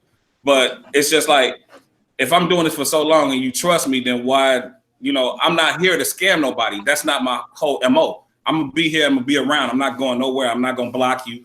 I'm not going to shut down my page. I'm not going to do all this. I'm just trying to get you the best product that you need. And usually everything's coming right out of the store. So it shouldn't be a problem about, is this authentic? Is it real? Is it this? Is it that? But, you know, if you have a problem with that, then I'd say just move to the next person, move around. You don't have, like they say, I'm not putting a gun to your head having you order this pre-order. Like Flat Academy say, I'm providing a service. That's all it is. I'm trying to give you the most. If you want a PayPal thing, you want a PayPal invoice. You want it to say this. Okay, don't say this. Then I don't want this. Okay, now put this in the Well, invoice. Okay, I don't. done been through that too, bro. Like it's one particular guy, bro, who only used PayPal invoice for me. And yes, I do pay, bro. It's so many, it's so many accusations about me and stuff, bro. If you want PayPal, all you gotta do is ask. It's just not the first way that I have money. But it was tell them how you feel about them fees, big bro. Shoot them straight, man. Let them know how you feel about them fees, bro. That's why I don't sell on Stockx, bro. I'm not about to do them fees, bro. Them fees is nuts. You know what I'm saying? I'm not about to do them fees, bro. But dang, I forgot what I was about to say. I got so mad about that, bro. Anyway, I don't forget what I was about to say, man. You say what? Yeah, I mean, they want you to say it's 100% authentic purchase from such bro. This one guy had me edit an invoice like 20 times, bro. And I tell people we can do PayPal invoice, just cover the fees. And most people right. You gotta cover that. We cool, bro. We cool. But I got a question from Richard Stammy. Hopefully I pronounced that correct. And he donated $4.99. He said, "What about the Nike new thing with the special QR codes to prevent fakes in 2019? I'm gonna do a video on that tomorrow. So I didn't personally really want to touch basics on that, but y'all can if y'all want to.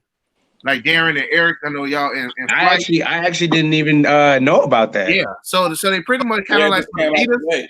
What Adidas did with the QR codes, they doing that now with like Nike. My question is, are they gonna do that with every shoe, or are they gonna do that with like your Travis Scotts or your Jordan 11s, or are they gonna do that with like the Jordan 1 Mids or the Team Jordans? They have to do it for every shoe. They have to do it for every shoe. You say I don't know. I mean, that part of it really does. I'm indifferent. I mean, that doesn't matter to me. I'm only buying real shoes. So I mean, for me as a reseller, okay, cool. You know what I'm saying? Yeah. That's why I'm happy about it. I didn't know that they came with that QR code thing. Because I know Adidas do it. That's why Adidas you can right away. Scrunch, you got an E40 comment, bro. That's your first E40 comment. It ain't gonna be the last, bro. It ain't gonna be the last. You know it ain't gonna be the last comment, bro. You smell me? You smell me, fam? You smell me? Tell me when to go. Tell me when to go. Oh, bro, I was laughing at that, man. Man, I done had people walk up to me in the mall, bro. Is you E40? No, man, no. You supposed to say you was big bro. Right. You his bodyguard. Right. So yeah. So I kind of wanted to touch basics on, and we still got 337 people up in here, so we live and going. Hey, hold on, break. Hey, break. Why don't y'all? Oh, my bad. You had it, bro. I know. No, go ahead, Snipe. Handle that, pimp. Jason X said, why don't y'all do size 15 pre-orders? Size 15 pre-orders, you gotta find one, bro. Size 15 for the most part is like Nike only. Like hey Eric, we was talking about that. Remember that, Eric? Remember back in the day, size they used to at least have 2 or 3 size 14 and 15s in the stores. Now it's just 114. Yep. And the thing is because the market has changed a lot, bro. So when it comes to like the Jordan 1s, is real light on the money sizes, bro. That everybody want that 8, 8.5, 9, 9.5 is low. You know what I'm saying? But then it's top heavy on 10.5, 11, well, not really 11.5. They didn't cut back on 11.5s too. Yeah, 11.5 is a money size now, man. I'm telling you, because back when I was working retail, bro, you would have like 4 or 5 11.5s. You only get like 2 or 3 now. You know what I'm saying? So for the most part, it all depends on your the area that you in. You know, if you're Snipe, why you got 2 pictures up now, bro? I don't know, bro. I don't know what happened. Damn! What? He in the Matrix? All right. Hey. So you got one Snipe that's here trying to go find a size 15.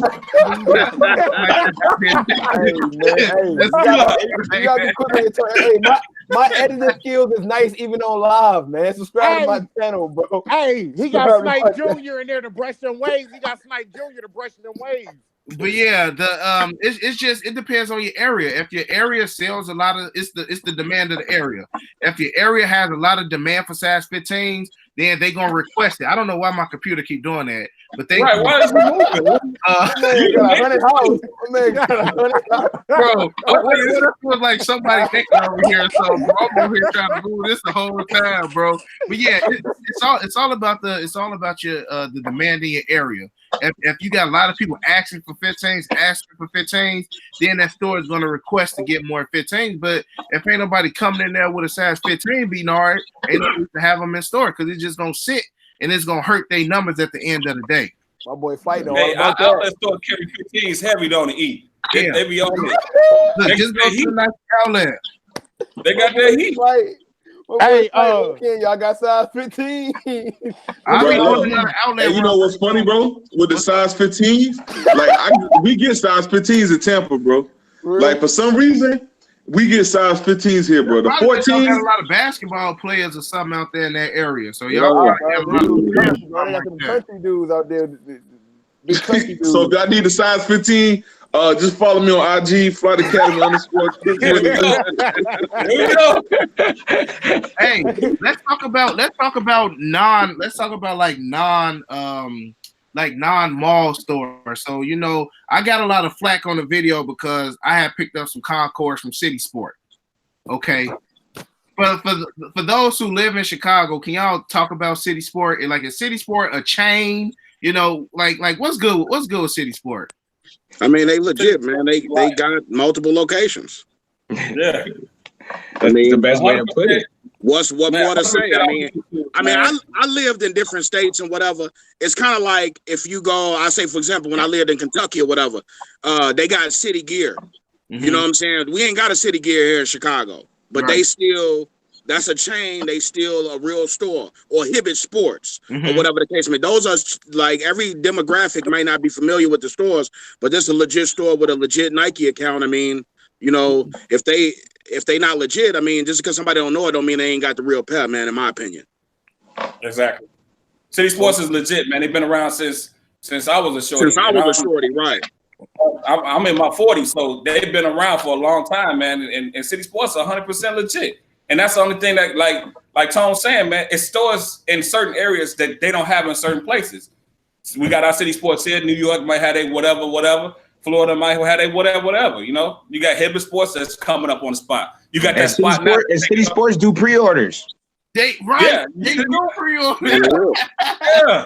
Hey, Yes, sir. you know why?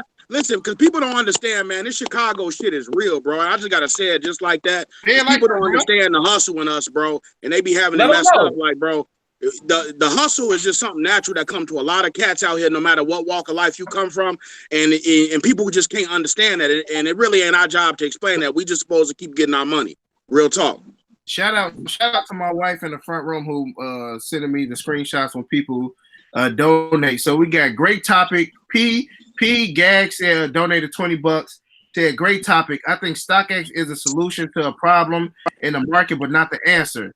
Let's hear. Hold on. Let's hear ways from you guys on this. How can you make an unsecure market feel secure? Snipe, the hair looks fine. Ease up on it.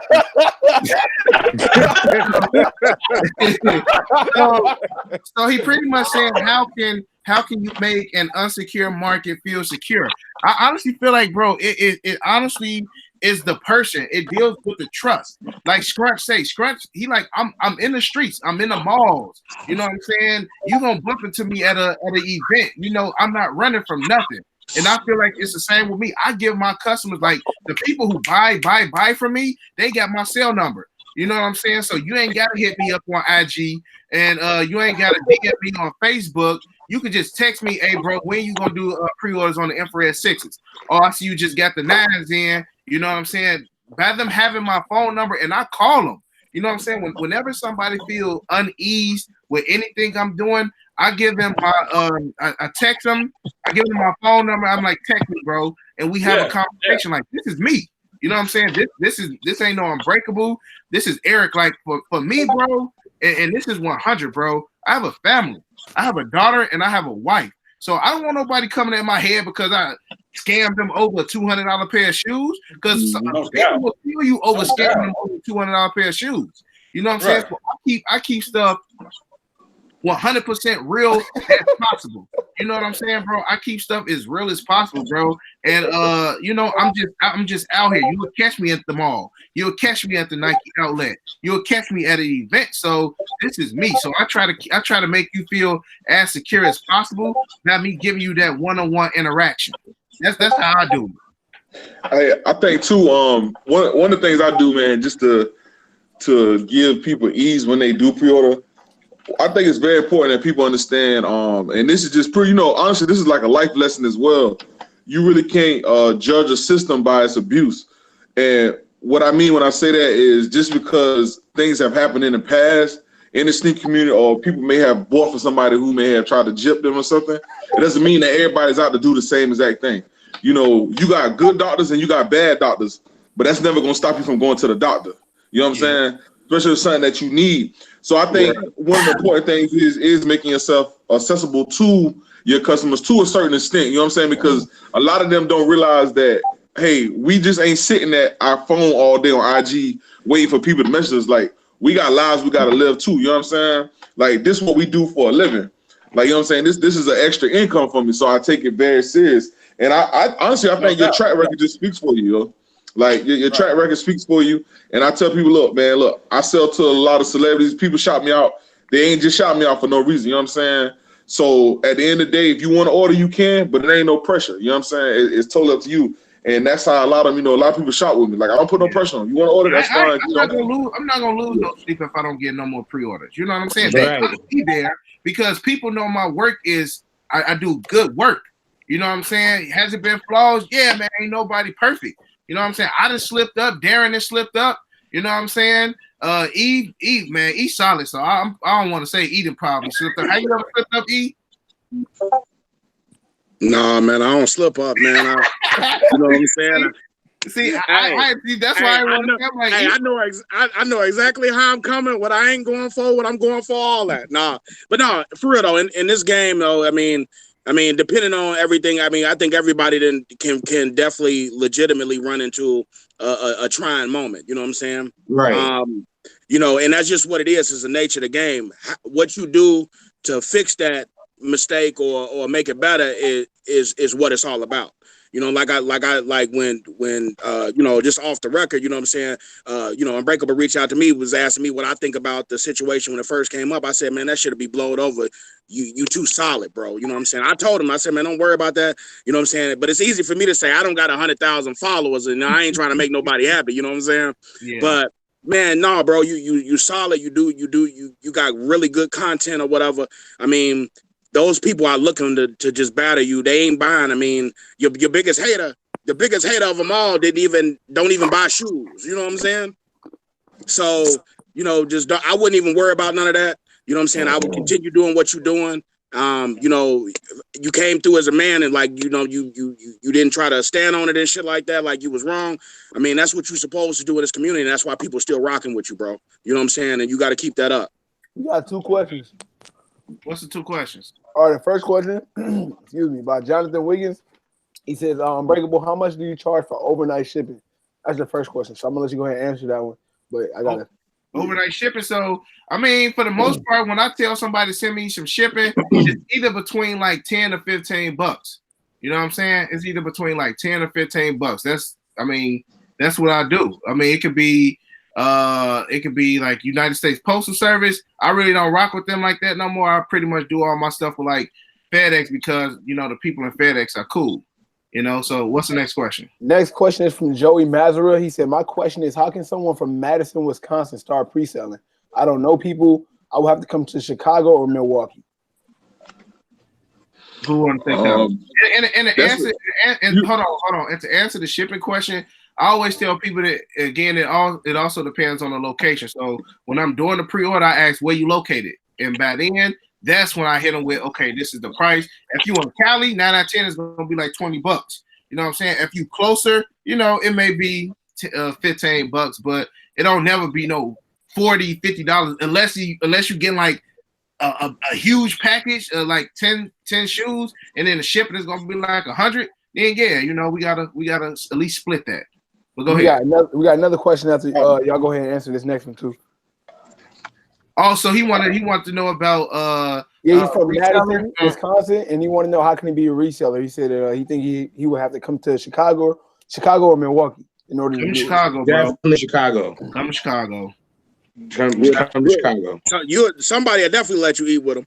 Yeah, you definitely. I just say, man, it's all about just finding. I say start off slow and build a team. You know what I'm saying? Especially if you're kind of new to it. And what I say about build a team, just get one of your other buddies, man, and y'all just grab pairs, stand in line. I'm not with the camping no more.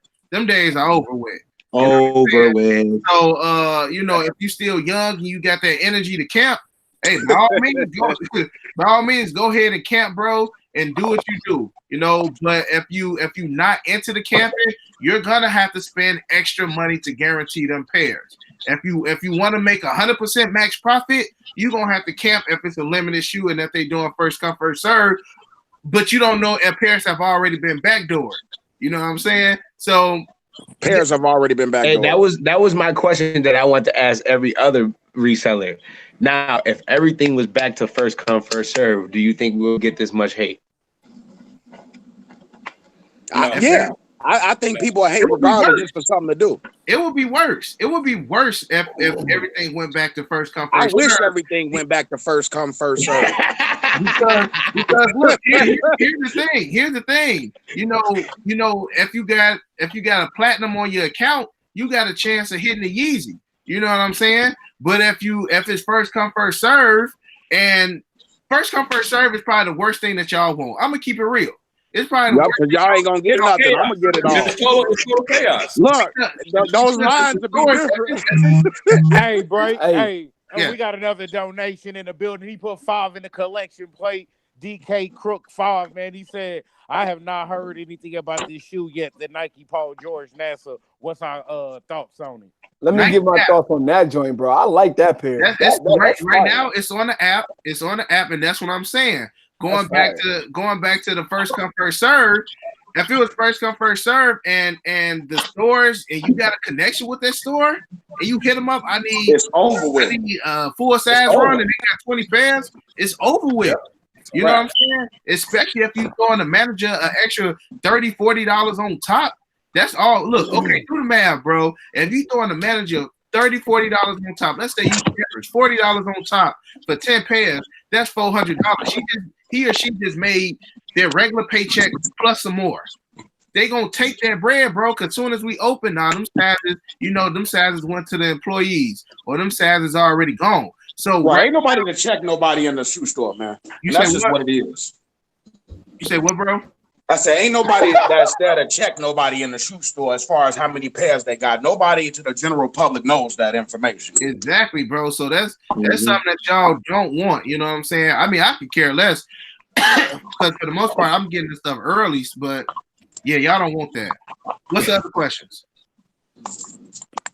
We got Wilt the still said Snipe, keep brushing.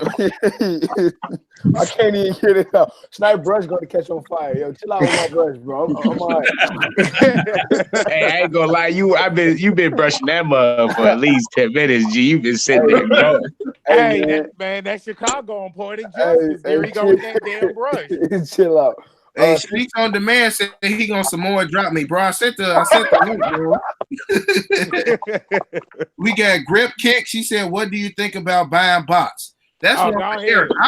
I bought a bot one time, and I was able to secure 2 pair Air Jordan 8 DBs. So that was the first and only time take that back. I did one bot for a pair of bread toes, but the guy he did it for me for free. Shout out to Danny. So I mean, bots, it worked. You know what I'm saying? For the most part that I've used. What about you, Eric? I'll chime in on that too. I mean, here's the type of thing, you know what I'm saying, with the bots or whatever. I mean, do you want the shoe or do you want to cry about not getting the shoe? Now, a bot doesn't guarantee you 100%, but I mean, trust me, it highly increases your chances once you know how to do it. You understand what botting is? First and foremost, you got to have some money. You know what I'm saying? Because it's a lot of stuff that go in the bot, and I'm not gonna go into all that right here because that's not free information. You know what I'm saying? But at the same time, it's if you want the shoe, if you just looking for a personal pair, or you looking to grab size runs, you know what I'm saying? A bot is a good investment if you know what you're doing, but you just got to know that you're not gonna strike out and you're not gonna hit everything that you run for. You know what I'm saying? A bot is a good investment, but you got to know what you're doing. You got to put some money behind it. You got to be able to accept the L. So if you soft, a bot ain't for you. What about you, Darren? I had one. I had two actually. But now when it comes down to botting, I tell people now, custom bots is better. Now buying one, unless you like my man's like he said, unless you know what you're doing, you did your research, because there's groups out here that help you. There's groups out here who teach you. There's groups out here that breaks down the levels of bots to tell you what bot to buy, to tell you how to program it, all that stuff. Right. But what he was saying, there's a lot that comes into it. Like you have to buy stuff for your bot, you know, like proxies, and people wouldn't even understand what I'm talking about and everything like that.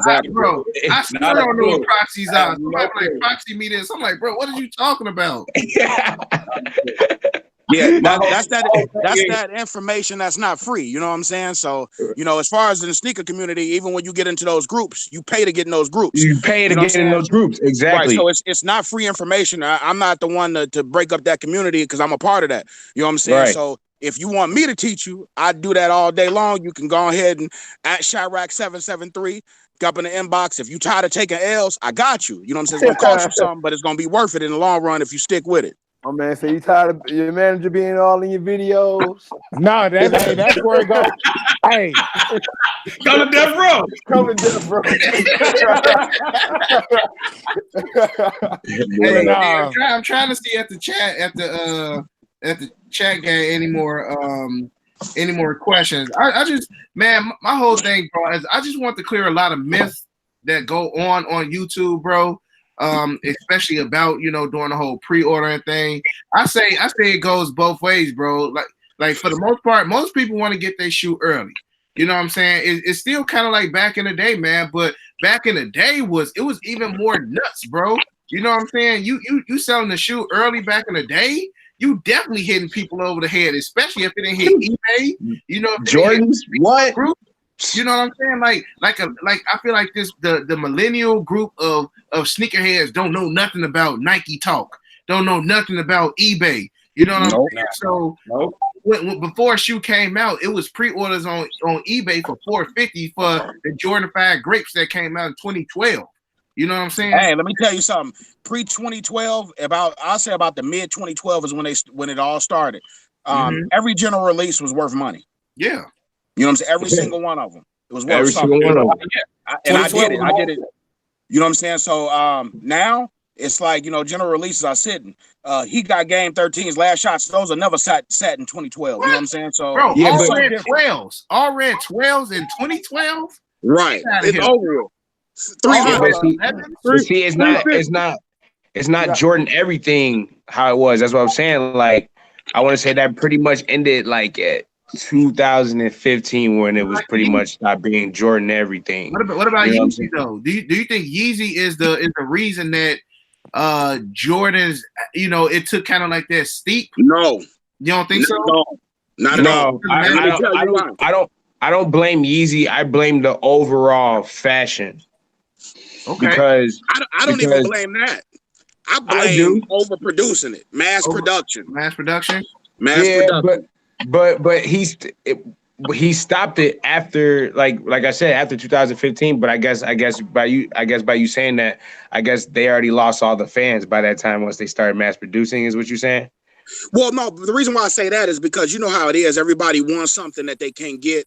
So if I know that it's going to sit like, and we all might personally feel like that, like, I'm going to go get those. He got games, but you know what? They probably going to sit. I'm going to wait till they hit the outlet. People got mindsets like that. But if they know that they can't get it, you know what I'm saying? You're going to see a line wrapped around the building. So when Nike started doing all this mass production, that's when general releases, you couldn't really get too much money unless you got them early. You see what I'm saying? Like, that's just from what I noticed from participating so much. When they started pumping out all those pairs, and I can't really recall when it was, but that's when a lot of the general releases start. You know, you be happy to get $20. Yo, young Chris, $25. the young Chris said, I'm trying to get into early pairs and doing pre-orders. I'm in Memphis, Tennessee. What's some pointers I can get? Wait, what's some pointers to get started? So maybe he at Memphis, bro. All you gotta do is find a Nike. You need a swoosh account. Station. That's all you need to do, bro. Find you a little nice tenderoni that work there, bro. You good, G. Find somebody who tired of their job and just willing to open the back door he's for not you. lying because they get pairs. Let me know if y'all got any vacant houses around there, man. I need to move down there. Get them telling you, pairs bro. popping. You in a money spot, and they had like the little Nike joint with like 50% off. Hey, hold on. Man, we got 5-1-17-21 in the building. Man, talk about $2 donation, put $2 in the collection plate. Talk about how can I make money in 2019 reselling shoes. Boy, if you don't stop playing. All right, okay. Hey, as of right now, he's in the chat. So I talked to Big Bro earlier today, man, and we talked about the whole Nike chip thing couple months ago, because of course he's first to have all the information. But if I was to give Fine Line some information on how to resell, I would tell them to dig deep into the GS market. And I feel like the GS market has been so it hasn't been saturated. Nobody is really touching GS shoes until like the Jordan Asians. It's the Asians. Yes, sir. Yes, sir. Yeah. I still the Asians. They're buying all the GS pairs. Yeah. Yes, the Asians are your friends. Facts, for real. If you want to get into reselling, Asians are your friends. Facts. They are your friends. That man is right. No politics. And we're not even trying to be funny. Do you guys think that? Because I mentioned the Asian market on Unbreakable Kicks plenty of times.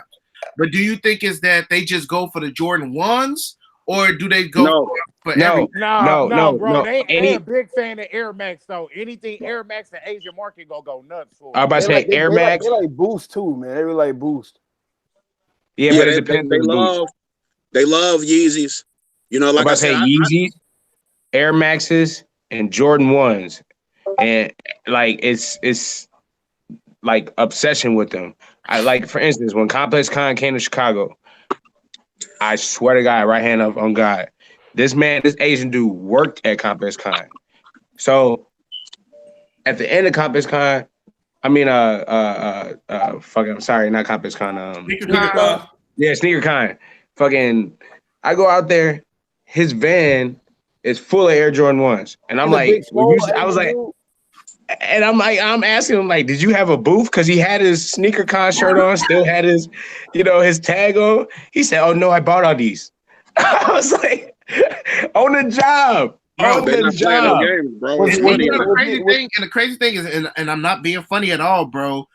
They are stacked with money. You know what I'm saying? Like when I went to U of I, when I went to University of Illinois, in order for anybody to come over here to go to school at U of I, they have to at least have 50 grand in their account. You know what I'm saying? When they driving down the street in Benz, Maseratis, it was a couple Lamborghinis, Ferraris. It was all Asians, bro. So they come over here with money. You know what I'm saying? And they grab the shoe, bro. They will pay $350 for a pair of Jordan 1s because their market like $500-$600. Their market is always $200 above ours. So whatever the shoe is here is always $200 to $300 over there. So if a Jordan 150 over here ain't nothing to them. Right. So paying the $325, $350 here is nothing. They're gonna take it back overseas and they're gonna pay $600. Right. I mean, just think if they get it for retail. 400 of them. Right. Hey, if y'all want Fine Line to get up in here, man, just say Fine Line, come on, bro. I talked to my bro earlier, and I said, hey, man, if you want to get up in here, man, come on. But what would you? Okay, but honestly, he did have a good question. So in 2019, like, what is the move, man? I feel like for the most part, people say Adidas is dead as far as Yeezys. Now I'm gonna keep it a buck with y'all. 700s, I feel like 700s is the wave for Yeezys right now. I love 700s. Yeah. Okay? It is. What shoe do you think? We already know Jordan 1s is gonna take off. It always do. But what shoe do you think is gonna just just take off as far as like reselling, as far as being, out of nowhere? Damn, it's hard to get this shoe. Well, Nike hasn't really said what they're gonna do as far as summertime and wintertime. They already kind of hinted the breads, then a couple of Travis Scott's Air Jordan 1s, and then Travis Scott's gonna have a couple more shoes dropping this year. They're gonna give him an Air Jordan 33 too, like some other stuff. So there was, but as far as the hypest shoe, I would have to say it's probably going to be that blue off-white Air Force One, because Nike is trying to do more events this year. So as far as the moves, I would say try to hit every event this year. That even the art basel, like every event this year, because they're trying to make it to where every shoe, like when you go to these places, they're going to try to make it to where they're only going to release at these places. See what I'm saying? So like they kind of did that at Complex Con, and then like people was actually kind of mad at the fact that they released every shoe again, because it was like, what was the point of going to Complex Con? Yeah. You see what I'm saying? Yeah. So it was like there was only 2 shoes that they didn't release from Complex Con. That was the green undefeated, and then I'm missing one, and the green undefeated, and I forget the other one. Because there was 2 shoes that didn't release. I know that was at Complex Con, but I know that green undefeated didn't release for sure. And then that's pretty much, that's what I'm saying. That's pretty much it. So as far as events this year, I'm telling everybody, go to it. Just go to it. Go to it. Go to it. Like, and Complex Con is coming to Chicago. Like, I'm about to ask, you gonna be at Complex Con? Oh, for sure. I'm actually trying to get like a exhibitor pass. Okay, well, you make sure you get 2. What about you, Tom? What shoe you think gonna take off this year, bro? I think anything that's like a collab, you know what I'm saying? All the collabs with Nike have been hits. Even some of the smaller ones, like the no-name shoes that they try to bring out, those have been pretty decent. So I think anything with a collaboration is definitely going to be something to look at. Of course, I think this year, as far as a lineup for like some of the general releases, the infrared 6s, bread 4s, things of that nature, those type of OGs, I think is going to be some resale in those. But my thing is, you want to look out for anything that's limited, Nike only, sneakers only type releases, to keep it going. If off-white, things of that nature, that's what seems to be the wave right now as far as that's concerned. Anything limited, you know what I'm saying? Same thing with Adidas. A lot of people don't know about Adidas, but Adidas have a lot of stuff beyond 350s and 700s or Yeezys or whatever the case may be, that there's a lot of money. Like if you caught any of the Dragon Ball Z collab, those were worth money. Some of the human races, those were worth money, or whatever the case may be. So you just gotta look out and be in tune with those, because the wave now is collaborate. Everybody's doing collabs, and that's where all the money's at. What about you, Crunch? I see how Leah May's shoes is taking off. You know what I'm saying? That Air Force One line. It's just like, it's crazy. That Jordan 6, I'm waiting on that one. Every color she come out with is a hit. You notice that. It seems like, and then the younger girls is on that. It's just not guys. And sometimes guys just a copy. Bro, she's the GOAT right now. She is the GOAT right now. Her shoes are fire, bro. It's like, I don't understand it, but it is. And that fur collar on the ones, them fur collars are the ones that blew me, bro. But every girl wanted them. I said it, bro. It's just that fast crap, bro. That awkward nice look. You know what I'm saying? Mm-hmm. Yeah. Exactly. And for Travis Scott to drop like the backward swoosh on a Jordan 1, and maybe JT had come out with another hot colorways off the 3s. You know what I'm saying? Or he'll drop a custom 5 or something like that. I'm looking like Tone and like Darren said, like the collabs is what's hitting right now. Those are the most hardest shoes to get. And for us to have the Jordan store down on State Street is just like a plus. It's just a perk. I've been taking L's, bro. I've been taking L's. I think my accounts are blacklisted now, bro. Bro, you want to buy mine? I don't even use my account no more. I'm saying, bro, because they know, bro. They be in communication with each other, man. And they know, bro. So I know my accounts are blacklisted, bro. I don't even remember the last Heat shoe. I think the last Heat shoe I hit, bro. It's probably them Off-White Chicago's, bro. They was like, bro, this your last one. We ain't give you nothing after this. I'm like, God, thank you. You know what I'm saying? But I ain't got nothing after that. We got another one from 2 Gang Bog. He said, is the Polo and Jordan 4 confirmed? I didn't even know that they was in work. I didn't even hear that. I've never heard of that. Yeah, they've been putting a I seen bunch the of picture like mock-ups. floating around, bro, but I don't think it's like a legit release, bro. It's like it's a mock-up somebody did. Yeah, they've been putting up a bunch of mock-ups on IG. They got like the blue and they got the pink one. So I know what he's talking about, but I think it's just a mock-up, bro. Yeah. Legit I think Sully the Timberland one, the Timberland 4. So I guess that was a mock-up. Oh too, yeah, right? I seen that one. The legit Sully said the collab with Martine Rose was trash. I guess those was them 250 for the Nikes, the Monarchs. The Monarchs. Yeah, the Monarchs. 250 for Monarchs with boulders on them, with mumps on them. But, are you kidding me? But they came in 3 different colors. The pink was sold out though. So hey Darren, you laughing, bro? Like what genre or what generation you think? I said genre like it's music. what generation you think actually bought that shoe?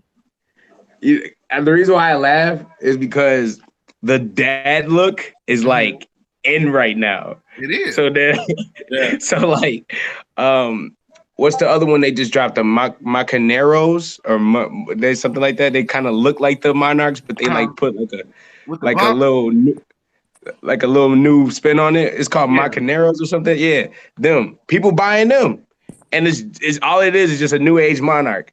So that's why I'm over here laughing like, man, like that's just the style now. You know what I mean? Like, and so to see that, I'm laughing because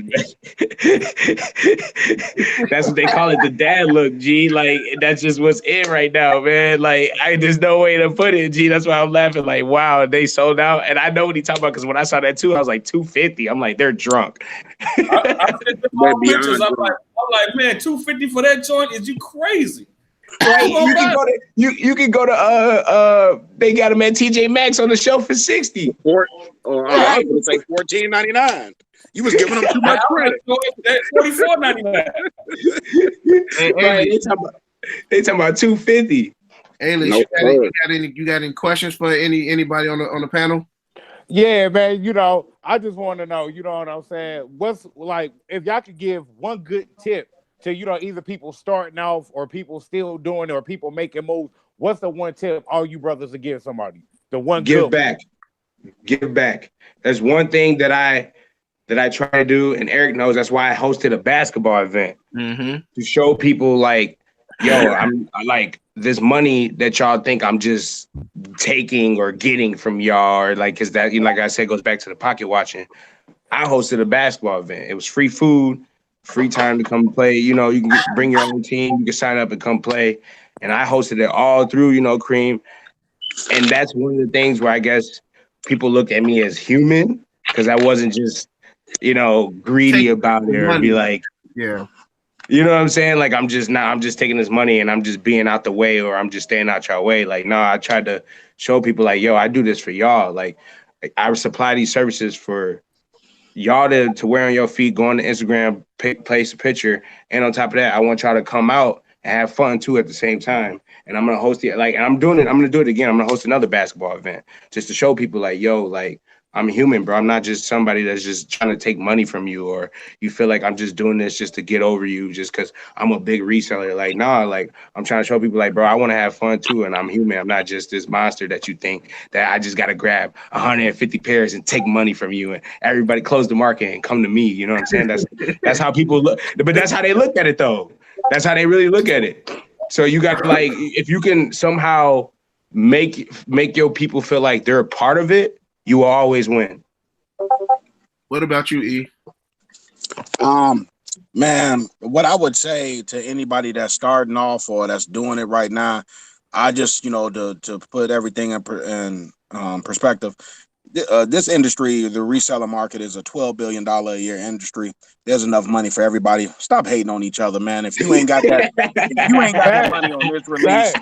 You know what I'm saying? That's real. They not though. stopping making shoes, bro. You're not gonna get rich off one pair of Air off whites that come out. You know what I'm saying? Like everybody's mindset just gotta change and stay in your lane and don't be worried about what the next man doing if it ain't what you do.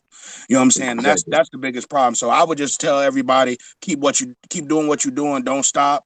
You're gonna find your way to get in. It's like double dutch. You know what I'm saying? You know what I'm saying? You gotta find your entry. But keep it up. Don't give up, and make your connections. You got a network, and you need a team. And my bad, you need some money. Hey. What about this, Blake? What was the question again? Yo? What's one good tip, that you would give people, that's either starting off or already doing it? You feel me? One good tip that you'll give them. Oh yeah. Hey, so the one thing and the main principle that I follow is just networking, man. Like network, making yourself available to network is very important, man. Like hitting like all these events, man. Any opportunity, like just getting to know people in your city or any other resellers in your city, man. Networking is gonna be very key, man, because you never know who holds a certain key to a portal that might just open up something big for your business, man. So that your networking game got to be on point, man. Mm-hmm. What about you, Scrunch? Man, I hate to be on the last time every time I comment because all the brothers have made good points. Same thing I would say too. So I'll just piggyback on what they say. You got to network. You got to have money. You got to have patience, and you got to make connections. The networking is the most important part because if you make networks, you make the connections in the store. People give you what you want. That way, it'd be easy for you to get the shoes that you need to make your pre-orders. It all goes hands in hands. And if you have the money, you get them buy as many pairs as you want to. If they first come, first serve, or whatever the situation may be, you just got to take the time to do it. It takes time. Have patience. So this wasn't built overnight. Each one of us did not do this overnight. It didn't happen just like yesterday. It takes time. And pre-orders is like, it's a guarantee that you're getting your shoes. If I was to just go out and buy 60 pairs of Air Force Ones and nobody's buying them, I got 60 pairs sitting over in the corner. What am I going to do with them? So a pre-order just guarantees the fact that you're getting the shoe that you're paying for, and I'm going to ship it to you. Now, if I had 60 pairs of those, those Air Force Ones over there that Darren got, yeah, but nobody's going to sit on 60 pairs of Air Force Ones without them being sold. It's just impossible to do. You're just ruining your profit value. So the whole thing is be smart about it. You have to be smart about it. It's a game that you have to learn. It takes a certain amount of time to do it. So just be smart. Well, check this out, Scrunch. Since you don't want to piggyback off of what they said, give me one good tip as far as on the bad side, whether that's a lookout tip or after you did messed up or just whatever. Give me one tip, from the bad side. Okay, from that aspect of it, I used to just take pre-orders and use my own money. No, that's a big no. If you can't secure that order without making a profit off of it, then it's a no. You just spending your money, and that person is not guaranteed that they're gonna pick up the shoes. Or you just have a whole size runs or something that's gonna sit, like a Jordan 8 Tinker or something like that, and that nobody wants. Just to use an example. So you gotta be smart about it. If you're gonna do something like that, jump into the Concord game, jump into the Bread 11 game when they get ready to come out. Spend your money there. That's what it's gonna sell. Either way, it's gonna sell on eBay, it's gonna sell on Stockx, it's gonna sell on GOAT. That way you're not sitting on it. But just don't pick any random shoe and say, "Oh, I'm gonna make a profit off of that." It doesn't happen that way. I got a question. Who do y'all think is taking the biggest risk when it comes to pre-orders? Do you think that the customer is taking a bigger risk, or do you think the person buying the shoes is taking a bigger risk? It's both. Yeah. How's that? Well, the reason why I say it's both is first and foremost, in some cases, unless you get a repeat customer, I mean, you're dealing with a pure stranger. So for them to trust you with their money first and foremost, that's a risk. It's also a risk with the pre-order game, unless you got a certified plug, like some of us do, where you can say, "Hey, I'm coming to get a size run" or something like that. You know what I'm saying? You might not get your size. You know what I'm saying? So basically, it's all about how you settle the matter in the end. Hey, if they don't get their shoes, you get the money back. It's clear and fair. Now, I've had it in situations, where they'll still complain, "Man, I gave you my money, now I got to pay more." Hey, man, that was the risk you assume. It's a risk on both ends. There's no risk-free system in the shoe game. You know what I'm saying? So There's no one person more at risk than the other, man. Hey, I'll provide this service. If I don't deliver, it's 100% money back guarantee. I mean, and that's the risk. Right. What about you, Darren? Yeah, that was about to say it goes both because there's been a time where I had literally forgot about a customer because he had just was like, he dealt with me. He's like, oh, I heard about you before, bro. I'm not gonna worry about it. Here's my money, blah blah blah. But the fact that he wasn't like a repeative customer, I totally forgot that, because he didn't even usually customers would be like, oh, hey man, how's it going? Like he didn't even communicate with me to remind me. Bro, not to cut you, I had that same issue not too long ago, bro. Probably like a week ago, man. He was probably one of the first to send me money for Concords, and he's been a repeated customer. He just quick paid me the bread without saying anything. So I'm just like, damn, I know this name, but I don't know what size to get. So Exactly. He picked me up last week because he's fighting for our country. So he hit me like, yeah, Break, bro, I know you've been busy, man, but did you ever get that pass sent out? I'm like, damn, bro, you know what I'm saying, bro? So it was a huge miscommunication. Mm-hmm. His shoes have been shipped out. He gonna get his shoes, but had he not hit me up, bro, dealing with so many shoes, touching so many pairs, bro. You just forgot about that one, right? And it happens. Forget.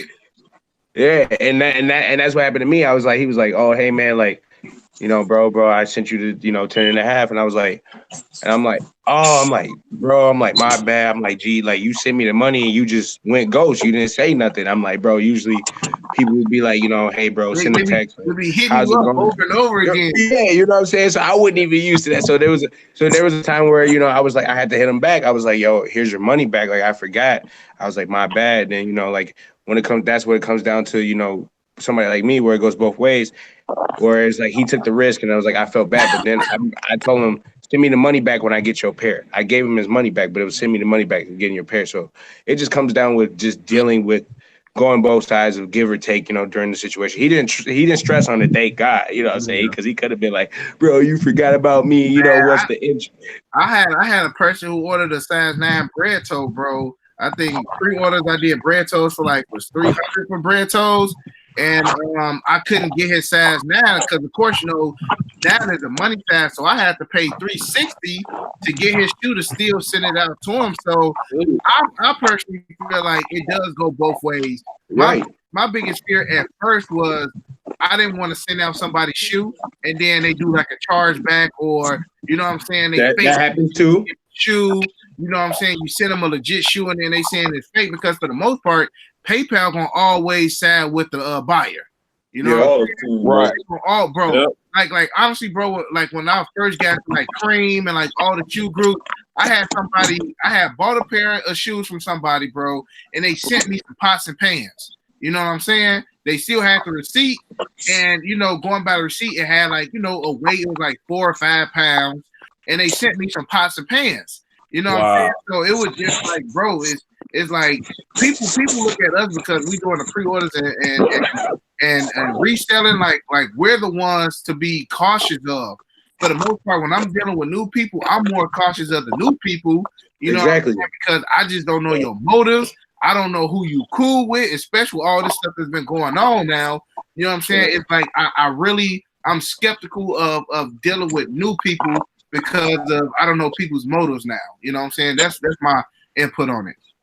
What you got to say, Flight? How you feel? Like I said, I honestly think it's a risk on both. Pretty much, I mean, that's just the basis. It's a risk on both. But you did make a good point, bro. When having to deal with the hold on. Finally, I said best advice: don't start. Go pick up a basketball. Yeah, I was waiting to say that. I was waiting. Go ahead, bro. But nah, man, it's just a risk. You know what I'm saying? With me, man, when I get pre-orders, man, I once I ship the shoe out and the person got their shoe, then I'm at peace, man. But then it's then the next shoe comes out, so you right back at it. You know what I'm saying? And then like you said, even when you talk about the seller is always more at risk, because if don't nobody buy the shoe, then you might be stuck with that shoe. Yeah. Go ahead, though, Flight. My bad. No, you good, you good. And like I said, like, you know, one of the biggest risks, man, is dealing with PayPal, bro. You know, like me, you know, talk several times, bro. Like I got hit with claims that people got their shoe sent with receipt, and you know what I'm saying? And I'm showing PayPal, like, look, man, they got their shoe, they signed for the package, and PayPal still gave them the money, bro. So what I just did was I paid for somebody's shoe. You know what I'm saying? I'm not a big So, fan. you know, Y'all know that. I'm just not a big. I'm not a big fan of PayPal just because of my experiences with them. I'm not worried about, you know, not sending when somebody send me money and I don't send them the shoe. I'm not worried about that. I'm worried about somebody getting their shoe and they claim that the shoe ain't legit, or they claim that they never received the shoe. And then they swap. And then, or they could swap the shoe and send me back something fake, and then they still showing PayPal that they sent something back. It's just too many. It's just a lot of risk with PayPal. And like I say, I'm not worried about doing nothing I ain't supposed to be doing. You know what I'm saying? I'm more worried about the customer, and you know, and that goes with every business. You know what I'm saying? McDonald's ain't worried about, you know, they food having spit on them, but if somebody come back and say somebody spit in my food after they left, you know what I'm saying? It's like, oh, you know. Wrong analogy, but y'all get what I'm saying. y'all get what I'm trying to say. If you eating McDonald's right now, don't check your burger. Hey, I'm sorry, G, but hey, Sniper, is your do-rag silk, G? You know what I'm saying? You gotta put some skill in it, bro. Wait, Fine Line send him the link. We about to get Fine Line in this joint. Hold on. Hey, Snipe, why your do-rag look like mirror foam material? Only finally silk shall touch this head. Hey, we about to get Fine Line in this joint, bro. I know he gonna have. I know he gonna have. Hey, Darren, you ever met Fine Line, bro? No, I ain't never had. I never met Fine Line either. Cause I know Darren for the most part, Darren he get the off-white, he get the, you know what I'm saying? Darren touch everything, pause. But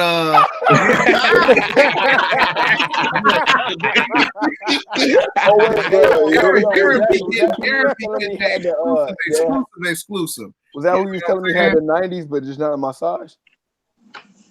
Yeah, Darren, you ain't got no size 12s and them Air Maxes right now, do you? The off-white? No, I'm waiting for more sizes. Yeah, I had all the way up to a 10. I'm waiting for more sizes. What about size 14, bro? Oh man, everybody keep asking for that, G. Like, I ain't got that. I'm gonna try to. That's one thing I am gonna put on my list this year. Not like you. Everybody keeps asking me for 14 and 15, so I'm gonna have to start asking my plug. Like, Joe, I gotta get that, because not only that, it's like I was telling you earlier. Like Fleet Club, he's starting to get a lot of the celebrity activity. So like, bro, all the football players at Fleet Club. I've never been to Fleet Club a day in my life. But I had some credit card charges from Fleet Club. So is that a Chicago-based dig, bro? For real? Fleet Club in Chicago? Yeah, this happened like last year, bro. I lost my credit card and somebody went up in there, clean house in Fleet Club, bro. Oh, that's probably what happened. That's probably I was about to say. I don't know, because hey, G, they on the west side. They just buy it, bro. So I don't ask no questions, G. While we wait for Fine Line. I can't hear you, bro. What you said? You got any questions while we wait for Fine Line? I'm calling them now. Oh, no, really, man. I think we basically touched over everything. Hey, no, I got one for y'all, man. Now this one, this is something that's been going on around a lot lately. Should people be telling everybody who they plug is, or do we need to keep these plugs on the tuck, bro? No, bro. Listen. All right, so let me. Go ahead, Flight. Go ahead. He charging that. Let me get that. Let me address something, bro. And I'm gonna try to keep this PC. I'm gonna try to keep this without name dropping. All right. Talk to him, Flight. So no other grown man dictate how another grown man run his business, bro. If I got a plug, why would I tell you who my plug is so you can try to steal my plug? That doesn't make sense, bro. Like, why would I tell you? Why would I tell you who my plug is? Either you want the shoe or you don't. Once again, we go back to the first step in the shoe. This should be if we, you know what? I'm gonna come up with the 10 Commandments. The Bible. I'm gonna come up with the 10 Commandments. Right, the Bible. Listen, I'm gonna come up with the 10 commandments of the sleep community. Number one, number one, the first commandment, bro. This is the first commandment you must follow. This is coming from Pastor Flight. Thou shalt not pocket watch. Listen, you are not obligated to purchase a shoe from anybody you don't want to, bro. If you want to purchase a shoe, that's on you, bro. But I do not have to give you my business tax ID, my employee identification number, my social number, just so you could listen. No, bro. I'm not telling you who my that's my plug. It's called a plug. You know what I'm saying? It's a plug, bro. And, like, why would I do that, bro? I don't have to tell you where they coming from. And then the thing is, honestly, I could tell you where they come from, but you still ain't gonna get plugged in because it's about relationship. Ain't nobody about to just randomly start selling shoes to you if you weren't referred to them, bro. You know what I'm saying? But no, bro. Like, no, you gotta tell them about who your plug is. Like, I'm gonna tell you my plug is Todd. Okay, you satisfied with that? Like, you don't even know who Todd is. You know what I'm saying? And then if you message Todd, he gonna be like, "Who's this?" You know what I'm saying? Like, that's stupid, bro. I feel like when people want to know your plug, they trying to dig in deep on information and trying to expose your plug. That's how I feel now. I just don't trust anything no more. That's just being real. You know? Nah, that's facts though. They either trying to expose your plug or they trying to go through your plug. One of the two. Bro, they stupid, bro. Like, that's dumb. That's who the dummy that said that somebody should tell you who they plug is. That's dumb, bro. Like, nobody quite. Ain't nobody gonna tell me how I run Flight Academy kicks.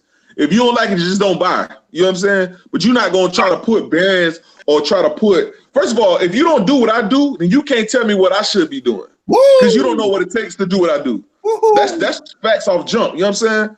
But you know what? I ain't gonna take all the time, bro. I'm gonna save my energy, bro. That's it, bro.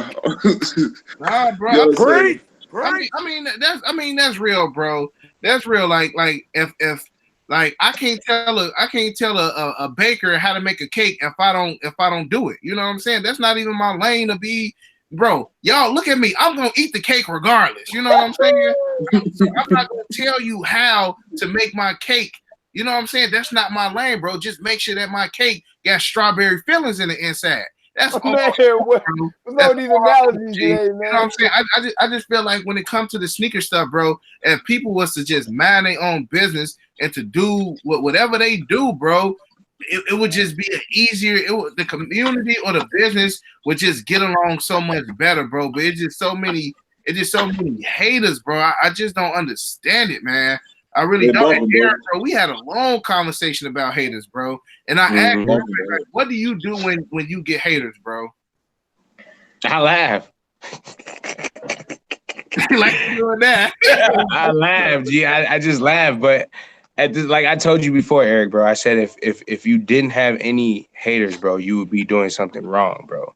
Because what I realized by me being who I am, my haters is how I get here because they the main ones that's gonna be like, yo, he got fake kicks. Yo, he do this. Yo. And then that creates curiosity in people regardless. So people gonna either take the time to find out or they gonna take the time to ask you the question regardless. So you gonna run into me regardless. You're gonna run into me or you're gonna find out that somebody bought my pair. And like I told you, Eric, there was a time where there was a dude trying to tell one of my clients don't buy kicks from me just because, you know, he was like, oh, bro, he sells fake shoes. And my client's like, bro, I bought over 12 pairs from this dude. Like, you're retarded to even say something like that. But the guy who was saying that, was he buying? No. That's who the one that was saying that shit.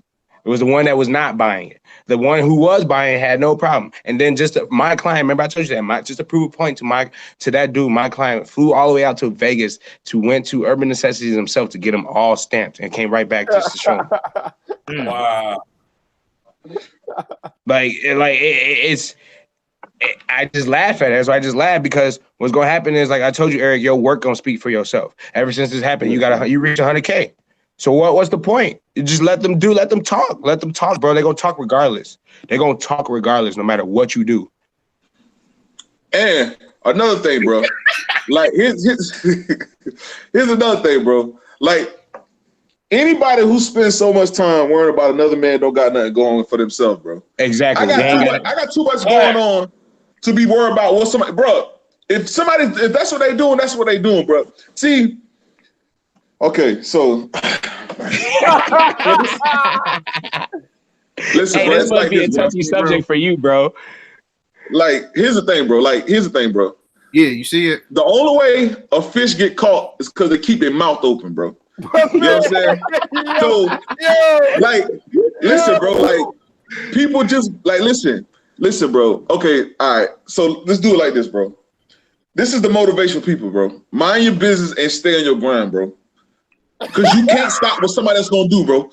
You can't stop what somebody. You cannot stop the momentum somebody's gonna do, bro. If you won't be a hater, then you know what I'm saying. Then that's fine. You could be a hater, but at the same token, bro. Like at the end of the day, we all just trying to get money and we all just trying to provide for the families. And I don't really do the back and forth on the internet, bro. You know what I'm saying? People gonna feel the way they want to feel, and that's fine, bro. That's cool. You got that, bro. But we building empires over here, bro. This is the beginning stages, dog. What y'all seeing now, when y'all look a year later, everybody you see on this platform gonna be on a different level. Because you know what? We're gonna stay focused, bro. I don't have time to look back, bro.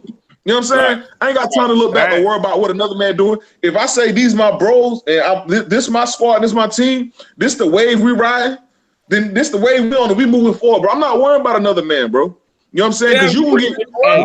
I'm gonna say it now. When the All-Star game come to Chicago, we all gonna be front row, floor seats. I'm telling you, bro. Hey, you know what I'm saying?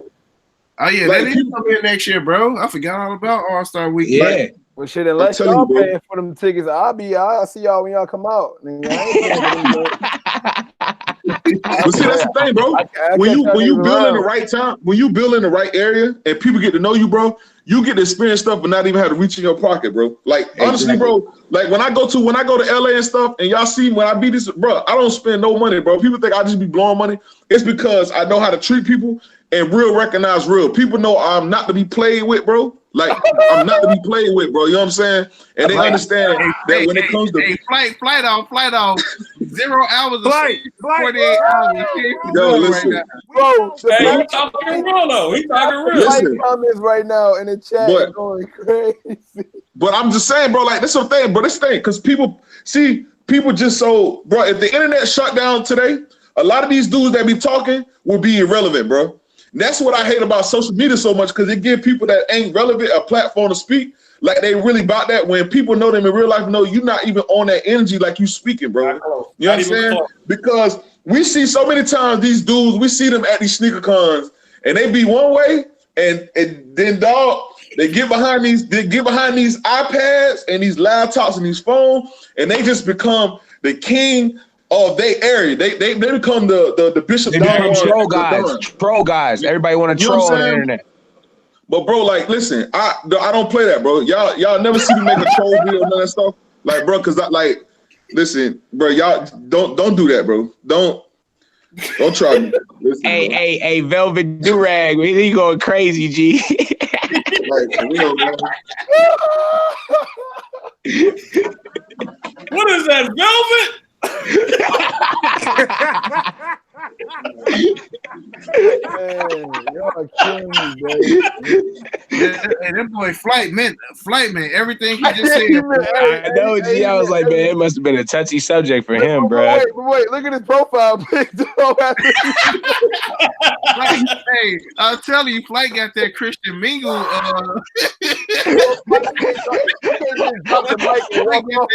Mingle profile. This shit come in the corner like 35, single. I'm a Sagittarius. Bro, he can't just have a speech like that and walk away. Hey, I ain't gonna lie, his profile picture, he looked like he played the drums. There you go. Yo, I'm just saying, bro, like, for real, bro. Like, listen, bro, like, this is the thing that pisses me off, bro, because people think just because you don't say nothing that you're not really on that level. What people sometimes people don't understand that you gotta be quiet and you gotta not say nothing to protect them. You know what I'm saying? Because some people don't even know what they getting themselves into, bro. You feel me? So, like, Fight look like Warren G. Hey, and I'm about to regulate, homie. I'm about to listen. Don't listen. All right, yo, I'm telling you, listen, bro. Like, listen. Everybody, get on your grind. You know what I'm saying? Find your team, build with your team, and get on your grind. Yes, you gonna make mistakes in the process, but bro, if like, you know what's crazy, bro? Like, if you ain't never been through nothing, then you can't really talk to me about anything, bro. So if you can't tell me the mistakes you made so I can learn from it, then we really can't have no conversation, dog. I don't hide from the mistakes that we made. Yeah, we made mistakes. All right, we learn from it. We ain't going through that no more. We keep it moving. The thing is, if I fall again, I ain't gonna fall because of the same reason. You feel me? So you learn, adapt, and you overcome, bro. And you keep it pushing, bro. And that's how it gotta be. Like especially as black men, bro, it ain't even about a black or white thing, but as black men in this sneaker community, bro, we definitely got to stick together because black men be the first one to tear each other down, bro. You know what I'm saying? And crabs in a bucket. We crabs in a bucket. And it's not about the race today, bro. It's not about a race thing at all, bro. You know what I'm saying? But I feel like if we gonna bond together, let's bond and build, bro. Let's make each other stronger, bro. You know what I'm saying? Like I reach out to my bros all the time, and I tell them like, look, I gotta get better each and every day, bro. Even if I only change 1% and I only get better 1%, that's still better than what I was at yesterday. You feel me? And I got to be able to have a team around me that I know can say, you know what, bro? You need to fix this, bro, because this holding you back, bro. We gotta hold each other accountable, dog. You know what I'm saying? Because it's deeper than kicks, bro. It's deeper than souls, bro. I'm telling you, bro. Like it's so much deeper than that because at the end of the day, we get to know each other on a personal level, and we all out here just trying to provide for our families, bro. You know what I'm saying? Like I come from a place where people ain't make it out, bro. That's the thing that get me, bro. Like, you know what I'm saying? Like I wake up to my 3-year-old every day, and I just feel like you got people out here who's trying to take, you know what I'm saying, take away from what I'm doing for her. You feel me? Food out her mouth. They try to take food out her mouth. Yeah, bro. And it shouldn't be like that, man. It shouldn't be like Thanks, that, bro. But you know, it is what it is, bro. But like I tell you, bro, we gonna keep listen. Nobody's going listen, bro. Nobody's gonna be able to stop what we got coming, bro. You can't stop a moving train, bro. I mean, eventually, if the stuff keep piling up in front of it, but when you ever seen a train stop dead, soon as it hits something, it run through it, bro. And that's the moment we going with, bro. And that's just that, bro. Ain't nobody stopping what we got going on. And that's on, 100. And I'm so looking forward to posting that picture of all them off-white 90s. I'm gonna hurt everybody's feelings. Everybody's feelings. Thanks, bro. Derek, you still got people who be saying stuff about your shoes and stuff, bro? No, it's not that. It's just like everybody wants to be the plug, and I laugh at it because it's like even some of these people like bro. I was explaining to one of my clients the other day, like there's been people that I even tried to put on, and I even put them in position where they can be me, but where they at though? What they do with it? So I just laugh because I seen them. Some of them just do dumb stuff, not flexing. They like the notoriety.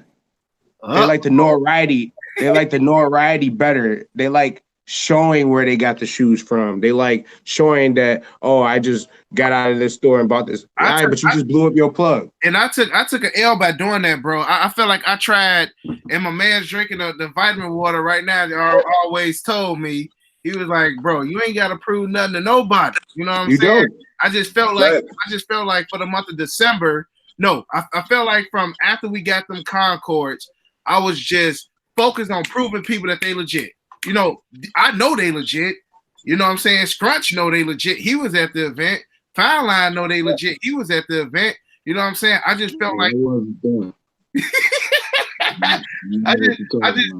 I just felt like I was too busy trying to prove to people, you know what I'm saying? And it was just I'm trying to prove stuff to the wrong people. You get what I'm saying? So right. It was just a waste, bro. It was just a waste. Like you don't need to do that. Yeah, like I was telling you, just let your work speak for himself. Because what's gonna happen is all your clients are gonna tell them, I only buy from you. All your clients gonna tell them, yo, all right, that's cool. You can go to him, but I'm gonna go to him. I'm gonna go because I'm like just off. I sell off cream basically. Like, and people even come up to me like, oh, I don't even know how you do it. Like, I hate cream and blah blah blah. Like, the low ballers and blah blah blah. And I'm like, well, I don't have that issue. Like, it's because what people don't understand, it's the name. Okay, so they're gonna haggle somebody else. They're gonna ask them 1,000 questions. They're gonna go through the whole 100 yards to make sure that their shoe's legit. But after a while, like I was telling you, once your name becomes your name, you don't have to deal with that no more. You already, like I was telling you, what's the point to prove? What's the point to prove? Now, like what bro saying earlier, all right, you're not gonna buy it, cool. Somebody else gonna buy it. All right, cool, buy it off Stockx because what's gonna happen is you're gonna drive up the market and I'm gonna hit somebody else over the head. So that's how you just have to look at it now, bro. Everything is keep it moving basis. All good, cool, no, all right, cool, no. You, all right, cool, yeah, all right, cool, come on. That's how you should just treat it now. Like, it's just at the point where you is who you are. So there's nothing else to talk about. It's either you buy it You not? All right, next time I might catch you on the next shoe then. Right. Just keep it plain and simple now, because what you do is when you argue with people, you're giving them the satisfaction of trolling you. You're giving them the satisfaction of making you look like somebody that you're not. Well, he's mad. Obviously, he did this, he did that. Bro, that's all they're gonna do about it. No matter what you do, that's what I try to tell you in the car. No matter what you do, somebody's gonna try to find a negative in it. So you better off just not saying nothing, bro, and laughing. That's pretty much what you gotta do. Because when you laugh, that makes them mad. True. So that's what I'm trying to tell you. Like, bro, you just gonna have to laugh at it, bro, because you already developed with the name. You already who you are, who's who you are as a person. So there's no point of arguing with people who's not even on your level. That's you stepping down on their level by arguing with them. It's just like, it's not that you trying to be like a dickhead and feel like you above somebody, but it's like, bro, what are your credentials to even say something to me? Like, what do you have to even come at me? Like, what do you do that's so superior to me that makes you feel like you better than me, that you can question me? So that's how you should look at it now, bro. Like, you shouldn't argue with nobody. Like what Fly Academy Kids was saying, bro, I'm doing this for me. So who are you to tell me how I should do it? So, like, that's what I was trying to tell you, bro. Don't argue with these people, bro. There's no point, bro. There's no point. Make your money, because what's gonna happen is your clients is gonna talk about you. The haters gonna talk about you, but your clients gonna always override your haters, and your haters is gonna make you more known. Facts. Hey, that's facts, though. That's facts. Yeah. What you got to say, big bro? What you got to say? I see you looking. I don't even know what the fuck y'all talking about right now. No, we was what was we was pretty much just, what was we talking about, Darren? We were just talking about, just the skepticism of the shoes. Oh yeah, and, skepticism. We're talking about like skepticism, like when people get their shoes early, like why they be skeptics, the skepticism of just having, early pairs and stuff like that. How you go about it and stuff like that and stuff. What you have to understand is a lot of people don't understand how you can get shoes early. That's just the main thing about it. Like, most people in most cities, they don't got stores. You got some cities where it's just like, motherfucker got one store. Yeah. You know what I mean? And it's like all they know is Foot Locker. Period. So it's like, for them, when you pop up with an early shoe or some shit like that, it registers in their brain as being fake. So if you sit back and you just, it's only so much that you can do. Like, I've shown this shit so many times, trying to prove that this to so many people. And that's the one thing that I be trying to tell Unbreakable behind the scenes, where it's just like, look, if I can't accomplish this feat, you know what I'm saying, of showing people like what's really good, there's no way you're gonna be able to. Like, the internet is undefeated. You get what I'm saying? It's no way you're gonna be able to beat these people. The only way that you're gonna be able to beat these people is you will have to do something that none of us will do. And that's literally just get on a phone call with somebody, a video call, and literally reverse your camera and show them the store, you know what I'm saying, that you about to go buy your shit from. Walk in that motherfucker, buy the shoe early, and then just drive to the post office, box the shoe up, and then put it in the box and just ship it to them. That's the only way that a person to literally in their mind understand, like, yo, all right, cool. He went and got my shit from a legit retailer.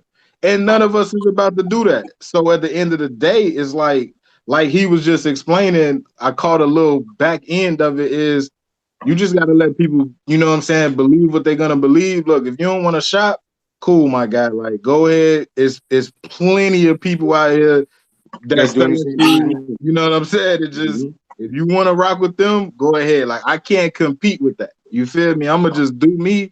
And it is what it is. Like, I tell people all the time, like, I didn't went through it. I'm trying to show people Nike boxes. I didn't show people receipts, all type of shit. Like, motherfuckers still just be like, yeah, oh, them fakes. Like, all right, cool. I can't show nothing else. Go ahead, bro. Like, go on about your business. Like, for real, I can't. You know what I'm saying? Like, it's only so much that I can do for you. And then finally, look, it's gonna be that one person that's gonna be like, that's Photoshop. That ain't real. That ain't the real store you with. You Look, cut the camera. You Bro, did this. You did look, that. They thought that my receipts from the Jordan event was fake, bro. yeah, look, when We I got the same seen, receipts, bro. nah, We got the listen, same receipts and listen, email. I shown people the receipt from that Jordan event, and it's like when I had to tell people, I was like, yo, do you honestly think that if a fake Chinese website is going to place Chicago special event on the top of that motherfucker? Like, I don't know these people, you know what I'm saying? Like, if I shop from a Chinese website, if I bought something from a Chinese website, you think they just gonna, if I'm gonna tell them like, yo, hey, put a special Jordan event on that joint for November 24th and then ship it to me? No, like this was a real ass event. You know what I'm saying? Right. Like, but people still, it's not gonna register in their brain that way. Like they don't care. You get what I'm saying? Like if they just if they can't do it themselves, they're gonna always be skeptical. And that's the one thing about what I had to learn a long time ago. Like the internet is undefeated. Like no matter what you do, you're not gonna beat them. You know what I'm saying? So you just gotta keep moving like how you move and sell shit like how you gonna sell shit and get your money. Like period. It ain't nothing else to talk about. So would you prefer to go back to the old days of selling on eBay, or do you like how it is now when you just selling, on your Man, look, website? I'm so mad that I left eBay and went into this soap opera of YouTube and Instagram and all of this shit like that. Like for anybody, like even though with eBay, it's like you get upset with this whole 10% shit that they'll take, but then it's the same thing if you sell on StockX. StockX take 11%. So at the end of the day, it's like, but when you just sticking with eBay or just a service of that nature, I love it because you don't have to deal with people. Like when you have to deal with people directly, it's so goddamn time consuming. It's a nuisance when you actually gotta constantly message people and talk to people and everything like that. If you could just sell on eBay, you just sell a shoe, they buy it, they get it, leave you a feedback or whatever the case may be, and it is what it is. I don't have to try to convince you. If you get your shoe, you know your shit real, your shit legit, and we can keep it moving like that. Like that's what I enjoy. But you know what I'm saying? That 10% is a motherfucker. Like when it add up.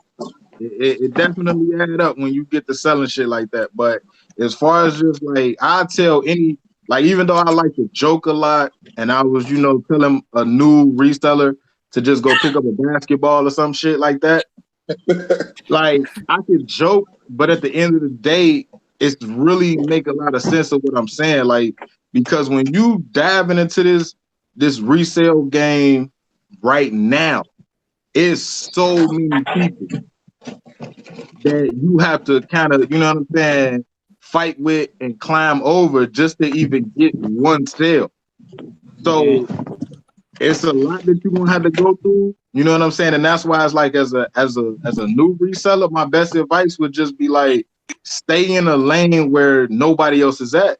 Cause you got people on that still use eBay to this day, like that be booming on eBay. Yep. That don't even deal with like social media or YouTube. Hey, And you'll be surprised. There's a new outlet now. Amazon. Motherfuckers selling shoes on Amazon now. Amazon go crazy too. So it's just like, and if you think about it, when I seen that you guys were talking about them Asians don't sell on no YouTube or no shit like that. Like the motherfuckers that be really tapped into like authentic shoes where they be out here buying these, they not selling on no motherfucking YouTube or no Instagram or no shit like that. That's all that fake shit. With them Asians that be buying all that real shit, man, they shipping all that shit over to China, getting that 2-3 time markup over there. Like, or they just use eBay or Amazon because they know that that's where it's really at. Like, they don't have to deal with people. They just literally dealing with straight money. Like we buy a shoe, we flip a shoe. I ain't got to deal with no conversations. I ain't got to deal with no people. I ain't got to do none of that shit. I buy the shoe, I'ma sell the shoe. That's the beauty of when you dealing with marketplaces, even like eBay's, Amazon, StockX's, shit like that. That's the beauty of it.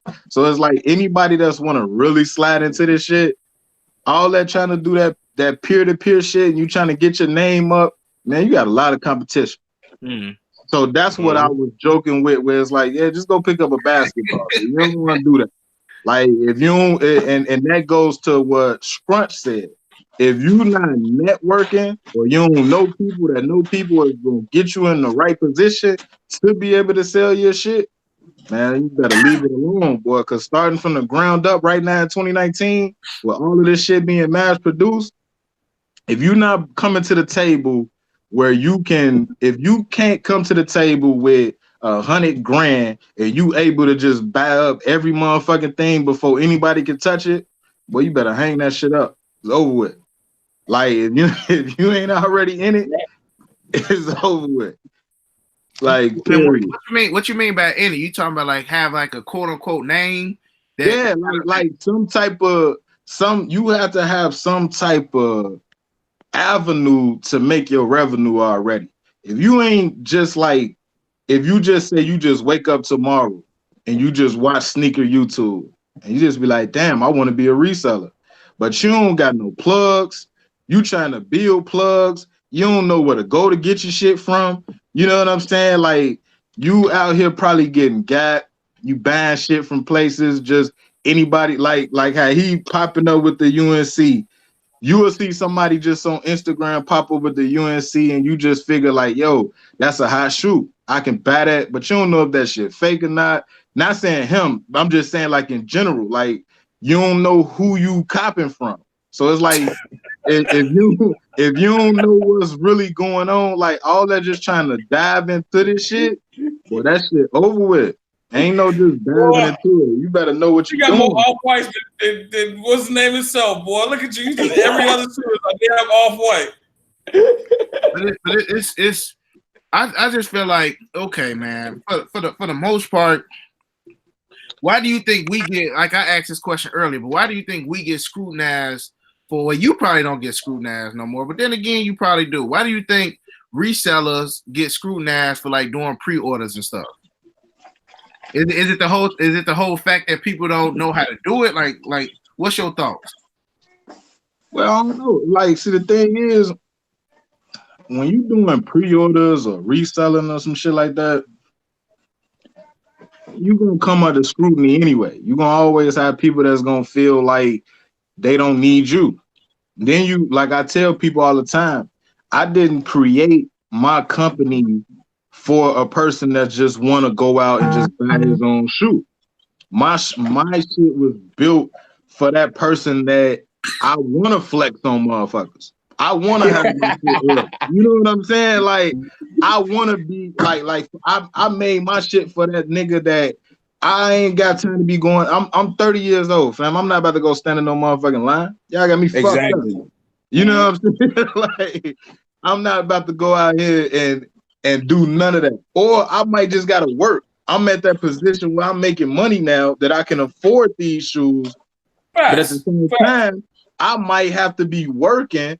So it's like I ain't got time to be actually going up and going to get the shoe. So I'd rather just go ahead, pay that little premium, get my shit early, get my shit shipped to me, and I can go to work the next day or some shit like that.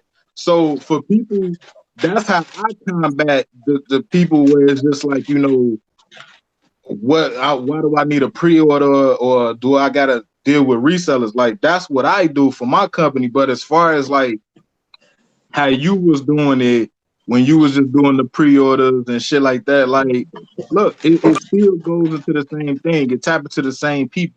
But the same people that don't want to go out there and do that shit, them the people that you selling to. So it's just like if you are the type of person that figure I don't need no pre-order, I don't mind going to stand outside for no shoes, even if the shoes sit or if they sell out. If you got a way to go get your shoe, go do that. I'm not knocking you, fam. Go do what you want to do and pick up your shoe how you gonna pick up your shoe.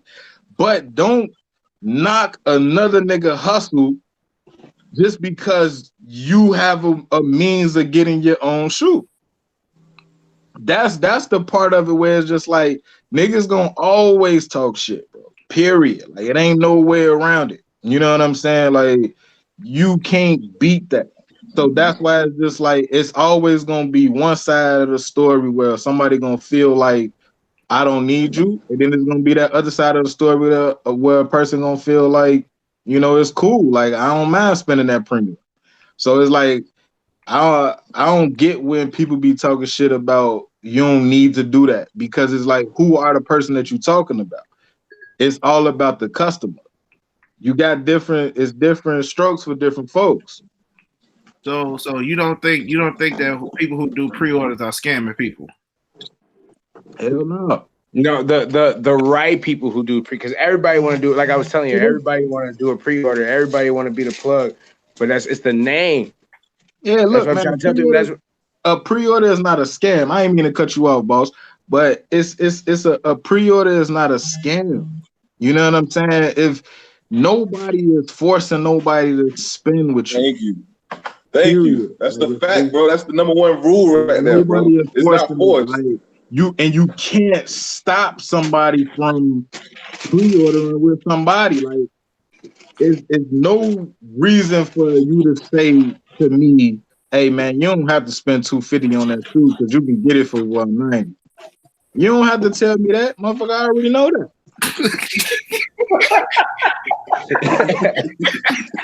You know what I'm saying? I know what the shoe costs. You understand what I'm saying? Like, so, but that's just like I said when I did a shoe review one time, even on my channel, and I told people, what about that guy who his birthday is February 1st, but the shoe that he want to wear for his birthday come out February 28th? You know what I'm saying? He need me. Because ain't no way of getting that shoe without somebody like me. So he know that shoe costs $190, but he gonna spend that premium because he want to rock it for his birthday. That's who you gotta target for your business, or people that just like how my man got them off-white. Me personally, I don't go after no limited shoes because you got to spend too much money to get them. So, but if you got them type of people, them customers that want them limited shoes, shit, man, look, I'm not about to be camping out. That shit for the birds. So you're gonna have to spend that bread if you want to get this off-white, this Soul Fly, and even when Yeezys was busting or whatever, man, you got to do what the hell you got to do. Man, don't even get me started, man. I miss them days with Yeezys, man. I feel like for the most part, bro, we have the same clientele. You know what I'm saying? My clientele, they not big on like the off-white and stuff like that. I mean, they complain about the prices that they got for a $265 shoe shipped that's 3 weeks early. So I can just imagine if I start selling off-white, you know what I'm saying? I don't got time for off-whites and all that shit. Like I said, it costs too much money to secure. I'd rather go and sell 150, 200 GRs and make whatever I'm gonna make off the top of that, and I'm straight. That's a good profit for me, opposed to me trying to spend thousands of dollars on coming up with like 8 or 10 off-whites. You're like, nah, that's too much money for me to just hold into that one shoe, and I could have just been grabbing all type of other shit. So I don't even target limited shoes. Like, and then especially like you just said, when you get people that argue with you about spending $260, nigga, don't hit me up talking about no off-white. You know what I'm saying? Because if you want that off-white, you gonna pay that off-white ticket. Period. I need like when he just held up. What them Chicagos is about 2,500 right now. Mm-hmm. Yeah. So don't hit me up talking about, man, bro, I just copped about 30 shoes from you last year. What does that mean? Because I'm gonna have to spend money to go get that off white for you. You know what I'm saying? And it's like at the end of the day, I'm not about to just like spend no $2,000 just to sell it to you for 2,300 or some shit like that. Like, nah, hell no, I'm cool. I don't deal with that limited shit. I'm straight. Hey, but at the end of the day as well, I think it's very important that people remember the first commandment, bro. You don't have to do the pre-order if you don't want to, but it's not mandatory, man. Pre-order with nobody. It's not mandatory. I just feel like people just missing that simple part, man. It's not mandatory. It's simply a service. If you want it, take it. If you don't, it's totally fine. And ain't no laws love. But understand this, that with the pre-orders, you're getting a guaranteed shoe. If you try to go on your own, you're gonna run the risk of the shoe may sell out. It may or may not sell out, but the shoe may sell out and the market value may jump. And back to what I was saying when we first started off, you may have got a pre-order offer at $265, then the shoe jumps up, now it's $350, now you gotta pay more. So it's just whether you're willing to take that risk. Yeah, but it's not mandatory, man. And I think people just gotta remember that, yo. And honestly, that's why with me, that's why I like to try to get the early shit. And I think that's probably why I don't really fall underneath the whole that pre-order category or people feeling like I'd be scamming or some shit like that, is because, you know, by me selling this shit early, it's like, if you're gonna pay that premium price, I'm gonna try to give you at least a premium service. You feel me? Because it's like if you gotta wait till release date, cool. You could have just went to the store and picked that up. You feel me? If you don't have the time to, you get what I'm saying? So it's like it's a lot of different angles, man, that you can look at this whole reselling game with. Like this is a endless conversation that you can have. Like you can play the devil's advocate. You can, you know what I'm saying? It's no such thing as right or wrong. Like it's just the only wrong thing about it is if I sit back and be like, yo, I'm doing pre-orders on infrared 6s and I take 500 orders and I just shut down my damn account on y'all ass. That's the only wrong thing in the situation. Like if I just get ghost 500 pre-orders and niggas be like, man, what the fuck happened to Fine Line? Niggas IG gone, the website shut down. Like that's the only wrong thing. Anything other than that, like get your money, and because there's definitely enough money out here to be made for everybody. Definitely. Yeah, I think that's the biggest thing, man. It's so many pairs, there's so much money to be out here to be made that, I mean, if you do it the right way, you good. I think you know, like before I met Fine Line, you know, I was still doing this, but I wasn't doing it on the level of how I'm doing it now as far as getting the stuff early. You know, I feel like, you know, just as my growing stages of doing pre-orders and stuff like that, sometimes I would do a pre-order and I would still have to wait to the release day to send the shoes out. So, you know, I did kind of feel bad, like, dang, you know, they paid this amount of money and I'm still getting them for them, you know, the day that they came out. Granted, sometimes the shoe still sold out, but, you know, that's why, you know, after I met Fine Line, and, you know, sometimes if I wasn't able to get a shoe from them, I would still try to some way, somehow, kind of make up for it, may throw him in a shirt or something of that nature. But now, for the most part, you know, whenever he got something, I pretty much got it to him, man. You know, it's good from there. But it's just a lot, bro. It's just a lot with this stuff, man. You know, like honestly, this is a beast. And if you don't have thick skin, you're not gonna make it. If you don't have thick skin, you honestly gotta tune out. You know what I'm saying? Tune out all the naysayers, tune out all the negativity, and that's one thing I've learned from both Fine Line and Darren, and even Alias and Scrunch and Flight, because I mean, they, you know, y'all all give me the same advice, but you know, Fine Line told me this, and it's, to me, it's been like the realest thing. He like, you got YouTube people and you got real people. You know what I'm saying? And I have to realize the difference between the two. You know, I do YouTube, but I feel like I'm still real at the end of the day, simply because, man, you know, like some people get on here and they care less. You know what I'm saying? I got a big heart, so when people, attacking me or coming at my character, bro, I'm just like, dang, you know what I'm saying? Like, I feel like I'm doing good stuff, and it shouldn't affect you. You know what I'm saying? Because I feel like I give good customer service. I feel like I take care of my people. You know what I'm saying? But a lot of people, they want to get into this, but like I say, man, you just gotta have thick skin, bro. If you ain't got that thick skin, man, you gonna get ate up out here. He always say, man, F him. That's his first thing. You gotta say something. You ain't lying though. I got a question for Alias. Alias, finally, I got a question for you, bro. What's good, family lounge? Hey, who's the biggest reseller in the game? The biggest reseller in the game? Stockx. You sure? Yeah. Who else? It's the people, bro. Hey, well, Stockx is the people, though. You feel me? Foot Locker the biggest reseller in the game. Oh, yeah. What happened? Okay. Foot Let me get some knowledge on that. Foot Locker the biggest reseller in the game, B. Why is that? Shit, nigga, because Foot Locker don't charge you what the hell they pay. Facts, bro. They get them dirt cheap. That's real talk.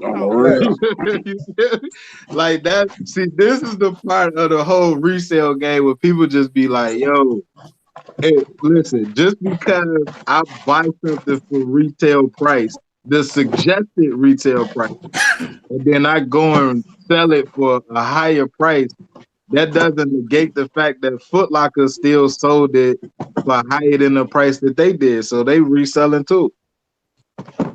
You can't, and that's why I try to explain to people, I'm not the reseller. They are the resellers. They the reseller first. And then see, here's the part of it where it's just like, this the part I hate about when somebody always talk shit about their prices. If they get mad at you for charging them $250, then you go and get mad at Foot Locker for charging you $190 because they only paid $100 for the shoe. Mm-hmm. What about when Foot actually came out with them joints? I think it was last year. They had the suggested retail price was $225. The Levi's, yeah. They charged $250. Suggested retail price was $225. We got to the store out there, it was $250.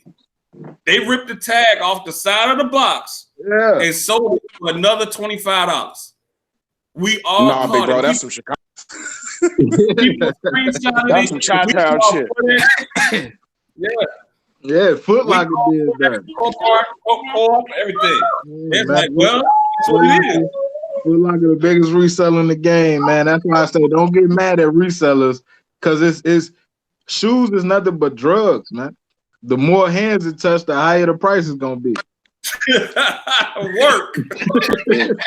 Over hot. It's going out the door, baby. Chop it up. You feel by the time that kilo come from Colombia, that motherfucker done went from 7,000 to 10,000 to 15,000 to 18,000 to 20,000. The more hands it touch, the higher the price gonna be. So how many times have been stepped on? What? How many times has been chopped up? It's the same way. Don't get mad at the reseller. Don't get mad at me. Get mad at Foot Locker. Shit. You walk your ass in Foot Locker and be like, yo, man, the manufacturer suggested retail is $190, but I don't think y'all should be charging that. I want to only give y'all $150 since y'all only paid $100. Hit him with a. Hey, if I buy 3 pairs, can I get them? Go tell them that. Don't get mad at me. Because if I had to pay $190, I can get the profit too. The more you pairs I buy, will you drop the price for me? How many times I heard that? You can't do that with Foot Locker, man. No, you can't do that with Foot Locker. Foot Locker, the biggest reseller, man. Go get mad at them. Go protest against their ass. Shit. Don't get mad at us. We doing exactly what they doing, and them they ass is $1 billion corporation. Don't nobody get mad at them. They got 2,000 stores. It's like don't nobody get mad at the big names. You know what I'm saying? It's always the little people at the bottom of the pyramid that everybody want to get mad at and point fingers at? Hey, cause I'm gonna tell you like this, man. StockX, the only reason why StockX had the motherfuckers start charging taxes, nigga, because IRS says y'all making too much money.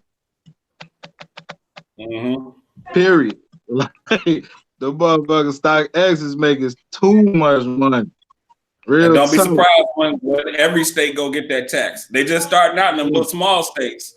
It's gonna come. It's coming this way. It's gonna hit sooner or later. Yeah, man. But like I said, ain't nothing wrong with StockX, GOAT, Stadium Goods, all that shit, because it's all money.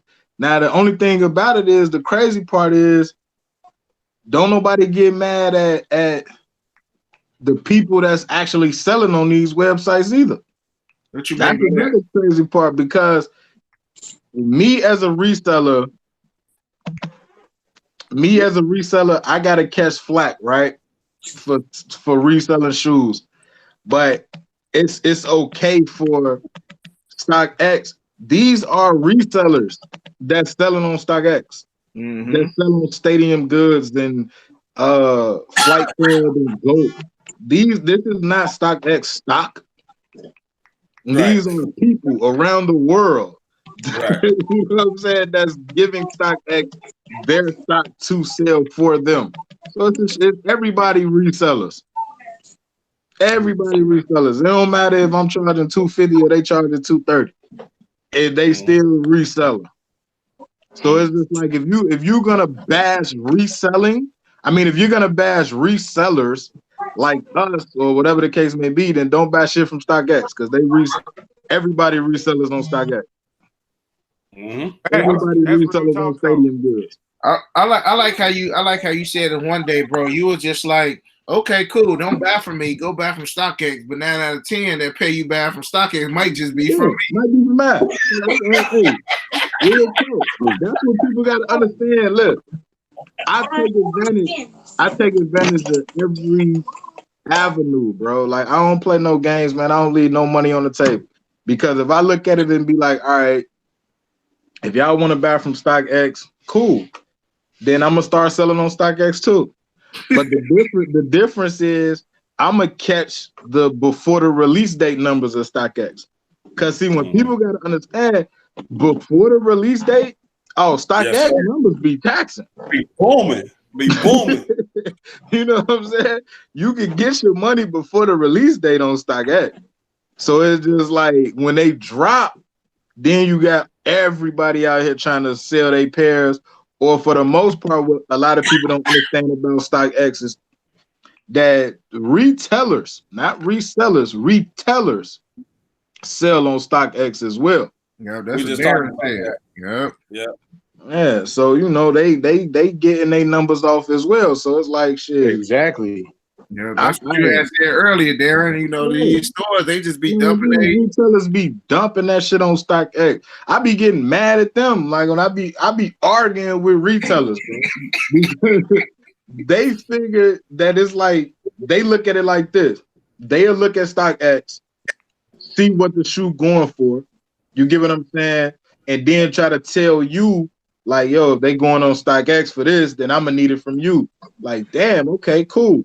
Or then when the shoe, let's say the shoe flop, think about it.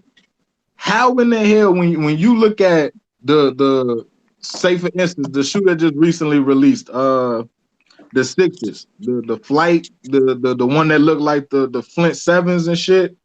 Yeah. Those on StockX for $160.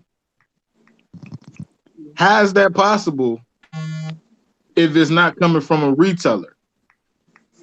You get what I'm saying? Because it's like, come on. If as a reseller, for the most part, I gotta pay regular price for the shoe. No, $190. You feel me? So how the hell am I can't sell it on StockX. You feel me? Right. How can I make money on StockX if they going for $150, $160? The only person that's gonna make money like that is a retailer. Because like I said, retailers, they pay 47% off of the retail price. So they pay $100 plus shipping is probably like $110. That's what they pay per shoe. And with 11% that StockX gonna take That only leave you with like damn near $20 of profit. So that means They don't care. They don't care. They're getting it off, and they go and they go that's put what it I'm in the saying. books. No, I feel you, and that's what I'm trying to explain. The difference between like a reseller and a retailer. That shows you that these retailers is like, yo, I'm able to pay my Nike bill now. You get what I'm saying? Because I'm dumping all of these shoes. Right. As a reseller, I can't buy that. I'm not gonna make any money. You know what I'm saying? Selling that shit. That's all them retailers dumping that shit. So everybody uses Stockx as they way to make money. Period. And It's a lot of shit, man, that goes on behind the scenes that a lot of people just don't know or don't talk about. so who gonna put it out there? Hey, listen, man, I'm not gonna put it out there. I could.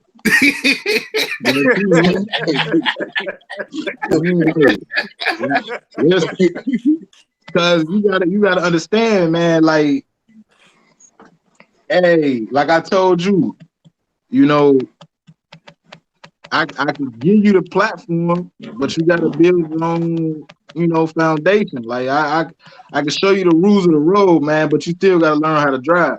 Yep. You get what Hey, I'm let me saying? ask you something though. Let me ask you something. You know, to get into some shoes, what's the quality on them Laney things looking like, bro? Trash. All bad. Trash. Trash.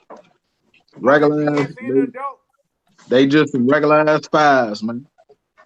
Man, that kind of broke my heart. Why you ain't hit, see now I know why you ain't hit me saying hey, I got the size 11 because you probably already know like he don't want these. I just seen him today. I looked at him today, and I ain't even buy him. Like, I mean, don't get me wrong, the colorway is dope, but if you talking about like straight quality aliens, they just some regular ass Jordans. Like they ain't got that. You know how that real suede be where you can get your strokes on. They ain't got that. They just that regular... Bel Air 5 suede. That Bel Air 5 suede. Yeah, but they ain't that though. Okay. Yeah, they ain't that. They like regular ass Jordan material. Like it ain't no hell no. Ain't nothing special to it. They just gave you the basic. Okay. Yeah, what you think gonna be the shoe that's gonna do numbers this year, bro? Like what shoe gonna take off? The shoe what as far as Jordan? Yeah. I mean, damn near anything with a Nike L on the back or a collab. That's what we keep saying. Yeah, it's either a collab or a Nike Air on the back, or it'll be a sneaker. Like, damn, how could I say it? Like one of them shoes that just sneak up on you, where it's just like say for instance, like the black and Carolina blue sixes that came out. Oh, them UNC that came at the end of the year. Yeah, like one of them type of shoes where a lot of stores don't go heavy on the stock because they're trying to go heavy on something else. And then it'll make the shoe kind of scarce a little bit, a little limited, and then people gonna really go after that shoe. So, but as far as just like from what I've seen, like, you know, like, man, anything with a Nike L, anything that got a collab, but I think my sleeper shoe that I hope gonna do numbers because I actually like that shoe though is them the Cool Grade 4s though. Oh yeah, August release. Yeah, them Cool Grade 4s is mean. Like I hope that they don't really mass produce that shoe like that, like because they need to kind of keep that shoe decent. But as far as like Jordan, like, you know, see the thing about Jordan, man, what people got to understand is if they make a Jordan limited, it's gonna do numbers. Like even if it's a GR, if that joint is a regular retro and they put hype behind it, it's gonna do numbers. So you can't really just be like, man, it's gonna be a type of shoe of the year, like, because it could be any shoe that might drop that just gonna be a hit, and it might be hyped up all the way up until it release, and then when it released, it just flop. You kind of like them Raptors. Them Yeah, Raptors. you know, shit like that. Like it's Jordan brand is a tricky brand, man, because you like say for instance, Bread Fours. You fuck around and everybody gonna want Bread Fours, man. You fuck around, probably they last like a week in the store, even after they release. You know what I'm saying? Like, so you never really know when it comes to Jordan, man. It all depends on where people money at the time when that motherfucker come out. It all depends on how many they make of that particular shoe. Hey Tone, I got a question for you, bro. I know you do the bots. Like when it come to bots, like is it like how much would it cost for like a good decent bot, bro? Well, I mean, it depends on where you at with it. I mean, you got your caviar, you got your ramen noodles. You know what I'm saying? I mean, and that's just how you got to put it. You know what I'm saying? You know, me, I mean, I paid $1,700 for one of the bots I run. You know what I'm saying? I can tell somebody that because I know the average person ain't gonna pay that. That same bot right now is worth over $3,000. You know what I'm saying? So, you know, it's reselling that too. But like I said, it's so many bots out here that, you know what I'm saying, you either gonna, you know, go with the best of the best to get the best results, but you're gonna pay that money for it too. That's why I said you got to have money. People think you get a bot, you automatically got a shot. Now you increase your chances, but what people don't understand is 5,000 people, 6,000 people running bots versus plus manual users. You know what I'm saying? So, you know, for limited drops, you know, if somebody got something on a manual drop with limited stock, I mean, that was by the luck of the draw. You know what I'm saying? Almost everything that can be botted is going to get botted and took by the robots. And that's just what that is. But like I said, I mean, you can get decent bots for about $500-600. That's worth something. My best advice to somebody is to get something that's sold out. Any bot that's in stock right now, you're wasting your money. Yeah. You know what I'm saying? And that's just what it is. You're going to put, you know, some people run servers, some people buy. You got to have proxies, all that. You know what I'm saying? It just really depends on how long your money is. You know what I'm saying? So I think the best cook I ever hit was the cap and gowns. I hit like 28 pairs of cap and gowns. You know, that was a hit. You know what I'm saying? Made my money on it. You keep it going. Like, I mean, I get a lot of exclusive stuff. You know, a lot of it, unfortunately, don't make it to social media. I ain't like that, but you know what I'm saying? I sell on any platform that I can. You know, I don't mind paying them fees because normally in those type of markets, you know, those fees are associated with the price. You know, that's why Stockx don't scare me. You know what I'm saying? But yeah, bots. I mean, it's for people that's going to be able to invest a lot of money in like thousands of dollars, and they're going to keep it going and whatever the case may be. And you're going to make sure that you get at least one or two every exclusive drop that hit. You know what I'm saying? So that's basically what that's for. So what you about to say something, bro? Okay. What do y'all see like the sneaker? What do y'all see? Because okay, bro, you told me it's the difference between the sneaker community and the sneaker business. So where do you see the sneaker business being within like the next year or two? Where do you see the sneaker business being? Is it still gonna be like stock and goat heavy, or you think we ever gonna go back to the old days, or what? Nah, because the game is forever evolving. This is gonna be exactly how it is right now. It's gonna be just something new. Like it ain't gonna never really go back to when motherfucking a regular ass GR would sell, you know what I'm saying, for no $500, $600, $700. I don't think that's gonna really be like that no more. But this shit is all. It ain't nothing gonna change. Like it's gonna be exactly how it is. It's gonna be just something new. And like how he just touched base his own, my man that was just talking, where it's gonna always be so many avenues for revenue, and you just got to take advantage of them. Like, it ain't nothing gonna change. This sneaker business, man. This is a $1 billion industry. Like it's always gonna be a way to make money in it. You just got to find a way to make the most out of how you do, however you do it. Like, go ahead.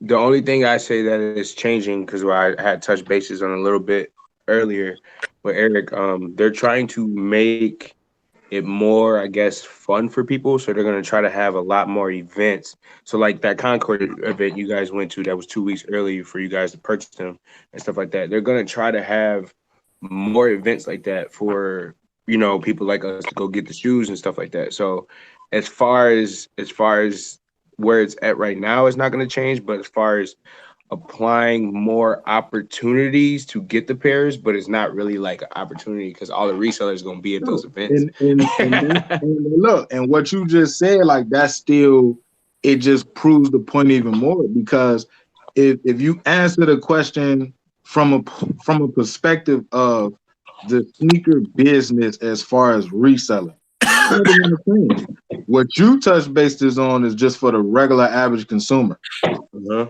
You get what I'm saying? And Right. then, like you said, when that average consumer is able to get a special release or something early, all it's gonna do is make him go right back in the sneaker resale business, because he didn't really want that shoe. He just about to go sell it for even more now because, oh, I'm the only person that got this. Right. And then 9 times out of 10, if he did want the shoe, he looking like, well, I got it 2 weeks early. I might as well sell it, make a little something, and then buy mine. Yeah, it's still it's nothing gonna change. If they continue to stick with that business model that you just said, shit, that's gonna make the sneaker business thrive even more. Thrive, exactly. So that's why I said I feel like it's going to get bigger. So it's because they're trying to allocate more events for people to have fun to go to, and that for somebody who don't go to those events, but people who do, like, because I'm not always on my phone, like the Jordan event, they be hosting events, at 7:00 every sometimes on those Wednesdays and stuff like that, where you're able to buy the shoe and stuff like that. So they're gonna try to do more of that. So especially like I was explaining to my guy, when the All-Star game comes here, bro, the Jordan store is gonna have 2 events alone. That's not including they're gonna release while the 2 days that they here. So like it's about to be insane for the next 2 years, especially in Chicago. Yeah, I heard that they're trying to. I was just speaking with a store owner or whatever the case may be, and he was letting me know that one of the Jordan reps came. You know how they got to come through the store and allocate it. Yeah, and he was telling him that Nike is going to start doing much more for Chicago, because if you think about it, if you take into account all of the releases that's been dropping over the years from Jordan, the Homage to Home was the only shoe that we had that was exclusive. Yep. And it really wasn't even exclusive because they ended up turning it into a GR later. But if you think about the number pairs, though, like New York be having so many drops, LA be having so many drops where they just exclusive to them. You know what I'm saying? And shit like that. And for Chicago to technically like just be the mecca of just Jordan, like without Chicago Bulls, you wouldn't have had like what you had with Jordan. And for us to literally only just have one shoe, like the Homage to Home, since 1985, the only exclusive Jordan was a Homage to Home that just came out a couple years ago. That was crazy. They're making. Let me just make this point right quick too. They're making reselling. They make fun of resellers. They make us, seem like the bad guy. But yet they're coming out with all these platforms, all these events to get your hands on shoes early at an early specific time. To come up with, the Homage to Home event. To come up with the Concord event. Yeah, to come up with this where you're able to shoot on. They're giving you the platform to get the shoe, and then they come up with a thing called Stockx, where everybody wants to be a reseller now. Everybody wants to put their shoe on there and make a little bit of money on it. But yet and still, they making fun of the reseller and saying, oh, the resellers are the bad guys. We're going to produce more shoes and put them out here at the Nike outlet store. We're going to put them out here in all these other stores, Foot Locker, Foot Action, Finish Line, and things like that. We're going to make them mass produce. And then now the resellers, we're trying to shut them down on that sense. It doesn't make sense because now those shoes that you're making a gang of are going right to the outlet store and selling originally for the price that Fine Line said they're supposed to be sold for, $100. $120, $135, something like that, because they're just sitting. So they're still making profit. They're not making much profit. Nike is in tune with reselling. If they wasn't, you wouldn't have had the not for resale Retro 1. Literally, like that was just a mockery. You know what I'm saying? Of the resale market. Like they know what's they hottest Jordan. And that's what I'm saying. The Air Jordan 1s, they know that's their hottest Jordan. They know that. So it's like look at the price on that Maze. That Maze is over a stack right now. You know what I'm saying? And here's the thing, and like bro was saying, if they really cared about reselling, it says not for resale ones. Don't you think they would have just mass produced them? Yeah, they wanted it to be that. Like they know they want to drive that market, man. They know that's just like with Adidas. What people got to understand is if the Yeezy line is only drying up on the resale market is because they did what Jordan did in 2015. They just mass produced the shoe. Yeah, but Kanye promised that though, like Jordan, like Nike promised. But that's you what make I'm a promise, saying, you got to stick with it. But if you think about it, okay, that's cool. It worked for a little bit of time, and then if like Nike, if Nike want every one of their Jordans to have a resale value that's high as hell, all they got to do is make one retro a month. Period. Right. Like if they make one retro a month, like all you got to Team Jordans, all that bullshit, but one retro a month, that motherfucker gonna have resale value just like it did pre-2015. When you was only getting that one retro a month, bro, the GR would sell for $350 with no problem. Bro, I remember I was selling those. Y'all remember those alternate 8s, the fake undefeated 8s. Yeah. Bro, those was going for $300, no problem. Yeah, like that's all it take, man. And that's why I said what I was saying earlier, where even now, that's why I said it's hard to just be like, man, what you think is gonna be that shoe that's gonna hit? Because it could just be that one Jordan where they didn't make a lot of, or the stores, because like when you ordering the shoe every quarter with these resellers, they don't see the shoe. All they see is the description. So when they're in Nike.net and they're ordering these shoes that's gonna be released 6 months from now, they ordering them now and it's gonna be released in 6 months. That's when you seen all of these Nike blog sites and shit like that came out with all of these, you know, the cool grays and the FIBA 12, because they just ordered them last month. But when you ordering them on Nike.net, you don't see the color. Like, I mean, you don't see the actual shoe. All you see is the color description. So it could be that one shoe where it's just like, as a retailer, that's just like this, the Rookie of the Year Retro 1 that just released. A lot of people didn't even order that shoe, and a lot of people didn't go heavy on that shoe. Because when you read the color description 6 months prior to the release, and it says Golden Harvest and sale, the first thing that you're going to think of is the Golden Harvest Retro 1 that came out last year for Thanksgiving. Mm-hmm. So you're going to be like, nah, I'm cool. Fuck that shoe. You know what I'm saying? Like, but then when October come around and all of the hype is like, damn, everybody coming in your store like, yo, did you get the Rookie of the Year? Did you get the Rookie of the Year? And now the retailer like, hell no, I ain't even order that shit. So it could be one of those shoes where when you read the color description, you're right, it might sound like some bullshit. Because that happened with the reverse shatter backboards when they first came out. Yeah, exactly. Like everybody was reading that shit like orange, whatever, Starfire, Star, whatever. Yeah, Starfish. Everybody like, hell no. When that hype start hitting, now everybody running around like, damn, I'm mad at them. And that's what happened at the Jordan store, because the Jordan store, they only ordered so many, and they was like, we didn't think the shoe was gonna hit like that because of the. So it's when it come to the Jordan, it's always that shoe, bro, where these retailers will go light on, or it could come around the time. Like, think about it. If you got a shoe that's coming out, say for instance, if the Bread 11 is the shoe that's confirmed for this year, and it's a retro 7 that's coming out with that bread 11. You're gonna load up on that bread 11 to the point where you probably won't even have enough money to actually invest in that retro 7 or whatever it might be. And then when it come out, everybody probably want that retro 7 because it's like, man, that shoe was a hit.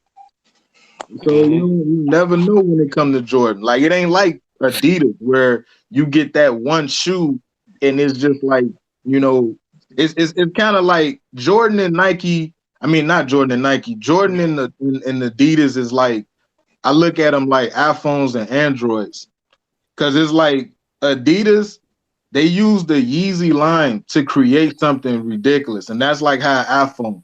The iPhone is the top market phone, like has the most shares, and it's just one fucking phone. Like, you know what I'm saying? Like, but Jordan is like Android, where you just look on the market and there's so many of them motherfuckers. So it's just like you got so many options. That's why everything just sit. And iPhones, you got motherfuckers lined up around the corner when Apple say they about to drop that motherfucker. So Right. it's like, and Yeezy don't drop every month. He dropped like every exactly. 3 or. That's what I'm saying. So it's like, if Nike was to ever just be like, look, we want to just make the Jordan line what it was in years prior, all they gotta do is just drop one shoe a month, and that shit gonna skyrocket. Like, all of them Jordans that's sitting that people think are trash, they would not be sitting if it was just one shoe. They gonna be heat then, boy. Yeah, hell yeah, it'd just be one shoe. Cause a lot of shit come out and you can look at it and be like, man, it's dope. But when you sit back and think about your pockets as a regular guy, like, come on, man. Like, see, we're looking at it from a perspective of resellers. As resellers, like how he was just talking about the bots. A lot of people don't got $1,700 just to put on a bot. Just the same way how a lot of people don't. If you think about, if you're in the city of Chicago, one Jordan is $190 plus taxes $210. I ain't got $1,000 fucking a month just to put on those shoes. I gotta still pay bills. You know what I'm saying? I probably got kids. Like, so it's like, that's why they sitting. And when you look at certain shoes, you'll be like, man, them shits is dope, but I just can't afford them motherfuckers. I just wait for them to go on sale or something. But if it was just that one shoe, come on, man. Like, that shit all be sold out. You have to get it, yeah. Boy, even the mids to be sold out. There ain't no another Jordan one coming out for another 2 months. All right, I'm gonna get these mids. I'm grabbing all that shit, boy. Just like back in the day. If you sit back and think about most of the Jordans that came out 10, 15 years ago, it wasn't like they was like super duper dope, bro. It was just the fact that it was just one shoe. And they had a jump man on it. Jordan. Yeah, exactly. That was it. It was just one shoe. You feel me? Like say if you look at some shit like the Tinker lineup that just came out, like the Tinker 10s, the Tinker 6s, the Tinker 8s. If them 3 shoes came out 10 years ago, they would have sold out. They would have sold out. Period. Because they not the bad shoes. It's just the fact that better. Exactly. I ain't got time to do. Think about it. If I grab all 3 of these Tinkers, that's motherfucking that's $600, bro. Y'all got me fucked up. You know what I'm saying? Like, I ain't got that. I ain't got that. I can't give you $630, man, when I still got rent to pay. I still gotta put gas in my car every day. You know what I'm saying? I gotta pay this phone bill. I got a whole family plan on T-Mobile. That shit $350. My wife, man, look, fucking too. And plus, my course come out in December. I still gotta plan for that. Still got a plan for that, man. I got a wedding coming up and shit like that. You know, no, cool. Fuck that. Valentine's Day, then it's like, man, I got a baby coming out in the 8th grade. I got another one coming out of the 10th. Hey, that's when life really hit you. Yeah. I ain't got time for Jordan. You feel me? That's just the reality of it, man. Jordan, if they just go back to the good old days with one shoe, they'll be all right. They'll be all right. All right, y'all. Y'all got any? Y'all got any final things, man? I'm about to go ahead and grab some of this young NyQuil. You got anything for us, Alias? You got any last questions, bro? Nah, man. You know, last question for me personally, you know, is y'all go shop with me when I start doing no pre-orders or no? I got one last question, man. What's up, Tom? One last question for your boy Darren, man. Listen, man, I'm coming to get them off ice, man. You know what I'm saying? I need all up, man. Hold on. I got you, brother. They right here, brother. Oh man, come on, we're gonna work a deal out, man. I got you. I'm coming to grab bro, I'm gonna keep it 100, bro. Other than the Jordan off-white ones, bro, I don't find nothing special with them, bro. What, the Jordan off-white ones? I think the Euro pair was the best one, to be honest. I think it's better than the Chicago to me. But you tweak that, bro. No, because you like people don't understand. Like, well, that was, first of all, that was his original idea. Nike was the one that was like, yo, no, if you're gonna do this, you gotta pay homage to Jordan and Chicago. No, nigga, they should have did that last. You know what I'm saying? If they would have released the Chicago like now, then I think it would have been way more iconic. But since he got to do kind of like, it's a give or take with Nike, he was like, okay, well then I'm gonna have my white pair, my original idea, European only, because you know all his clothes are sold overseas mostly at the Dover Street Market and stuff like that. So that's why he was like, I'm gonna keep my over there then I'm gonna give y'all what y'all want. And then he gave us the UNC and the Chicago. Well, he got a great deal with Nike though. I ain't gonna lie. Like motherfuckers, they didn't learn from Kanye and Drake.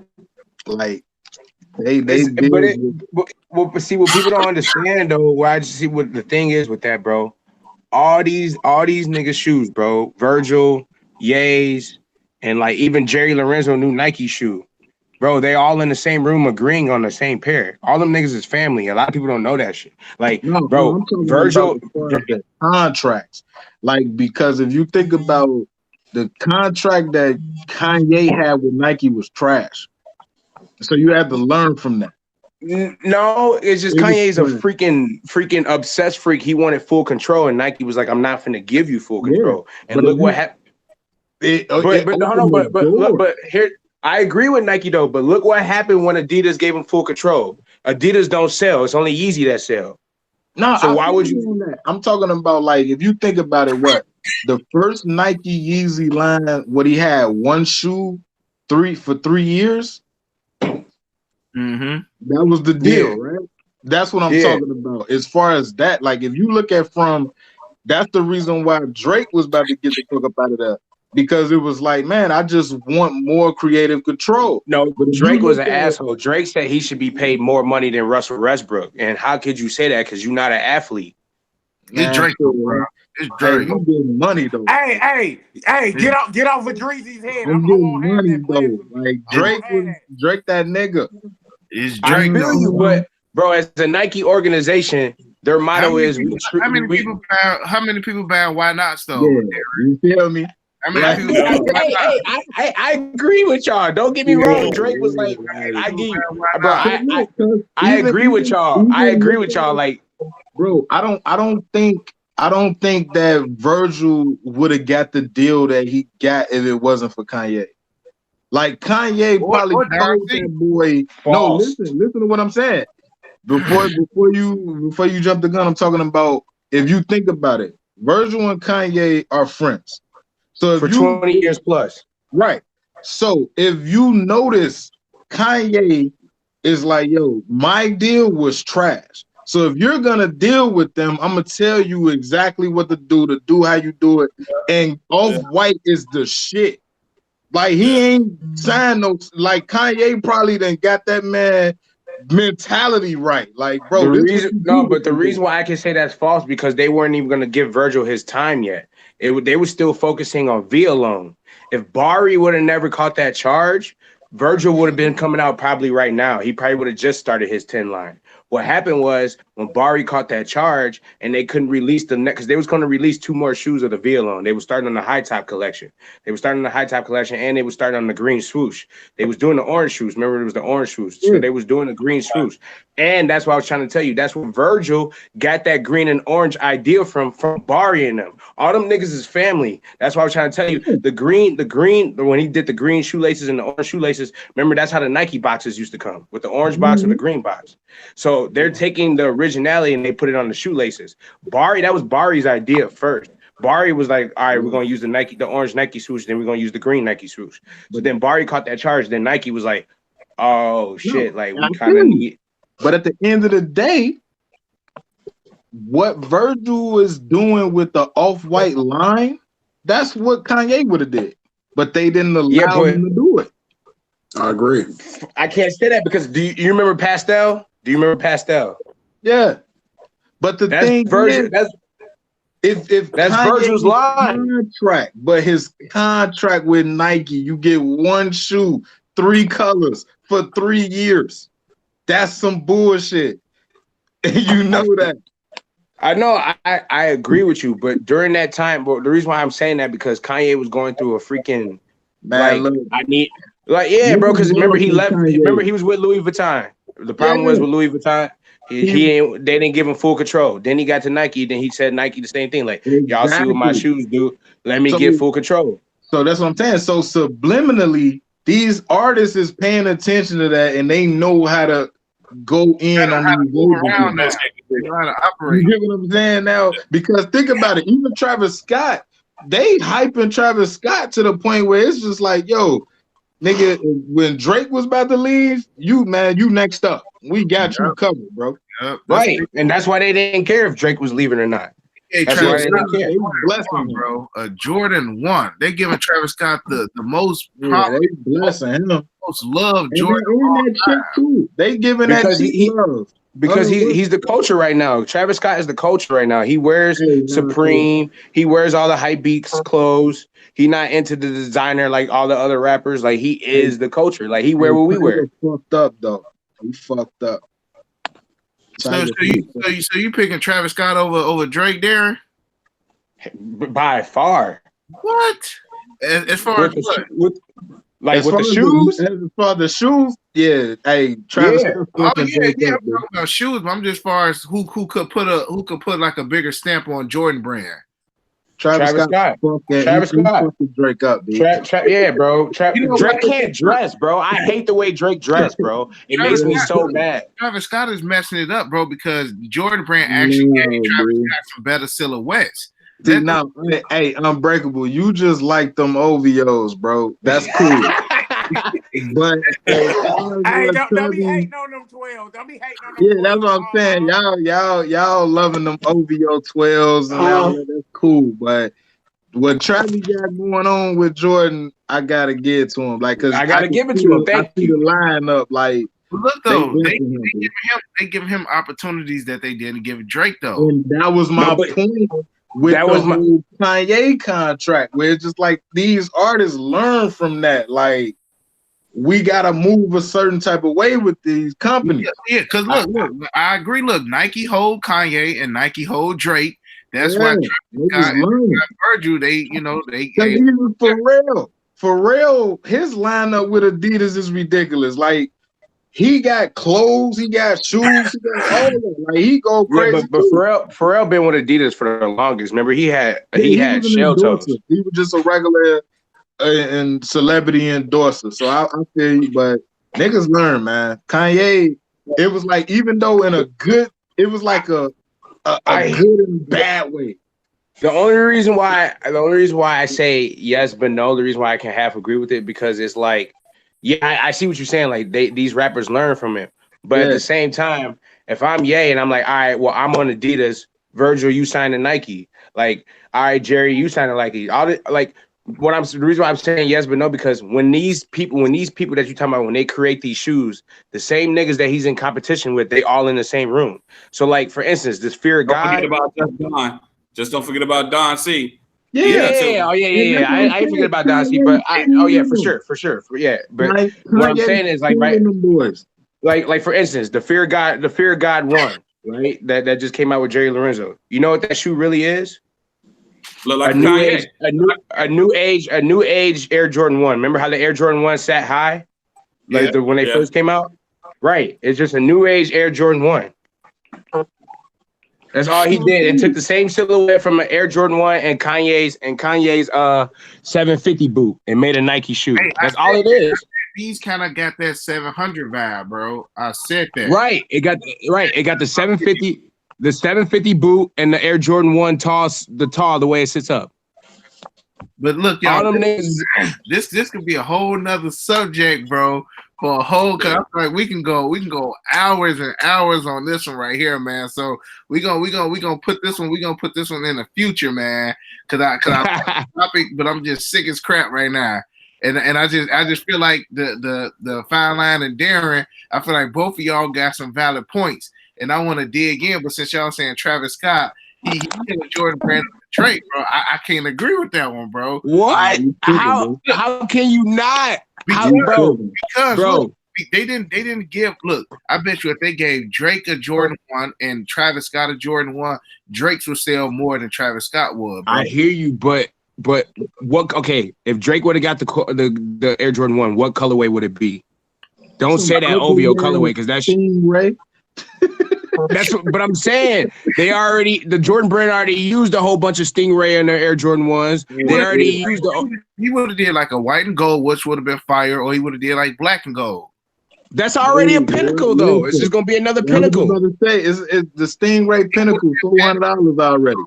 It wouldn't have been patent leather though. Okay, see, man, you know what, bro? The pinnacle Jordan 1 is already that. So what is you saying? Matter of fact, this is the OVO. I already know what he about to do. He about to grab that black pinnacle Stingray joint. These is OVO Jordan 1s. Exactly.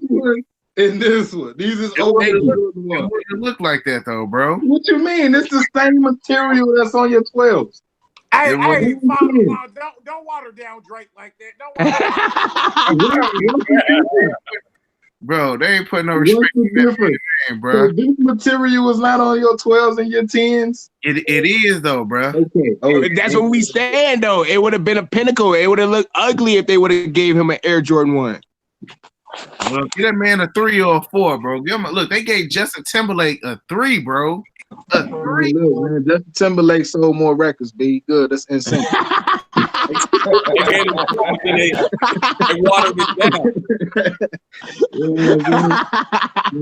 He black now, and Sync came with that gone. Niggas was like, oh yeah. No, he said he sold more records, B. You know what I'm saying?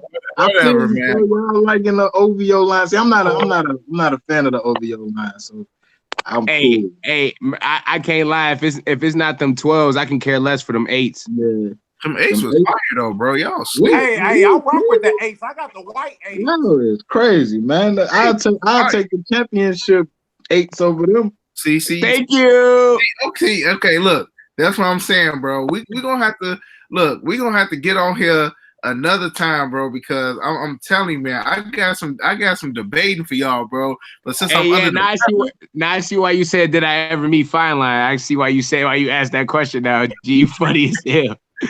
Me and this man would be in the motherfucking room talking for about hours, Joe. Hey, bro, but yeah, look though. But listen, I understand you trying to use your sickness as a cop out for losing the argument. But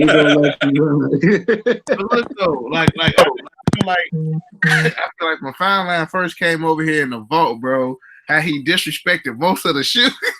Man, he was going in on pairs. Look, how he disrespected most of the shoes, bro. It's just like I gotta come back from that one, bro. I gotta come back from that. I mean, look, you came up now, but it's like, I ain't no hype beast, so it's like I'm cool. But you like the Travis Scott's better than the Drake's. Travis Scott is a hype beast shoe though, bro. How can you say that? How could you say that? As a movement, I'm rocking with Travis Scott movement harder than the OVO lineup from Jordan. Come on, man. Y'all playing. How All we right, playing, man. bro? It's time to go home. It's time to go home. They tripping. They G, tripping. okay, hold on. Hey, Hold Alien. on. Hey, if we gonna talk about this, let's talk about numbers then. Where them OVO 8s at right now?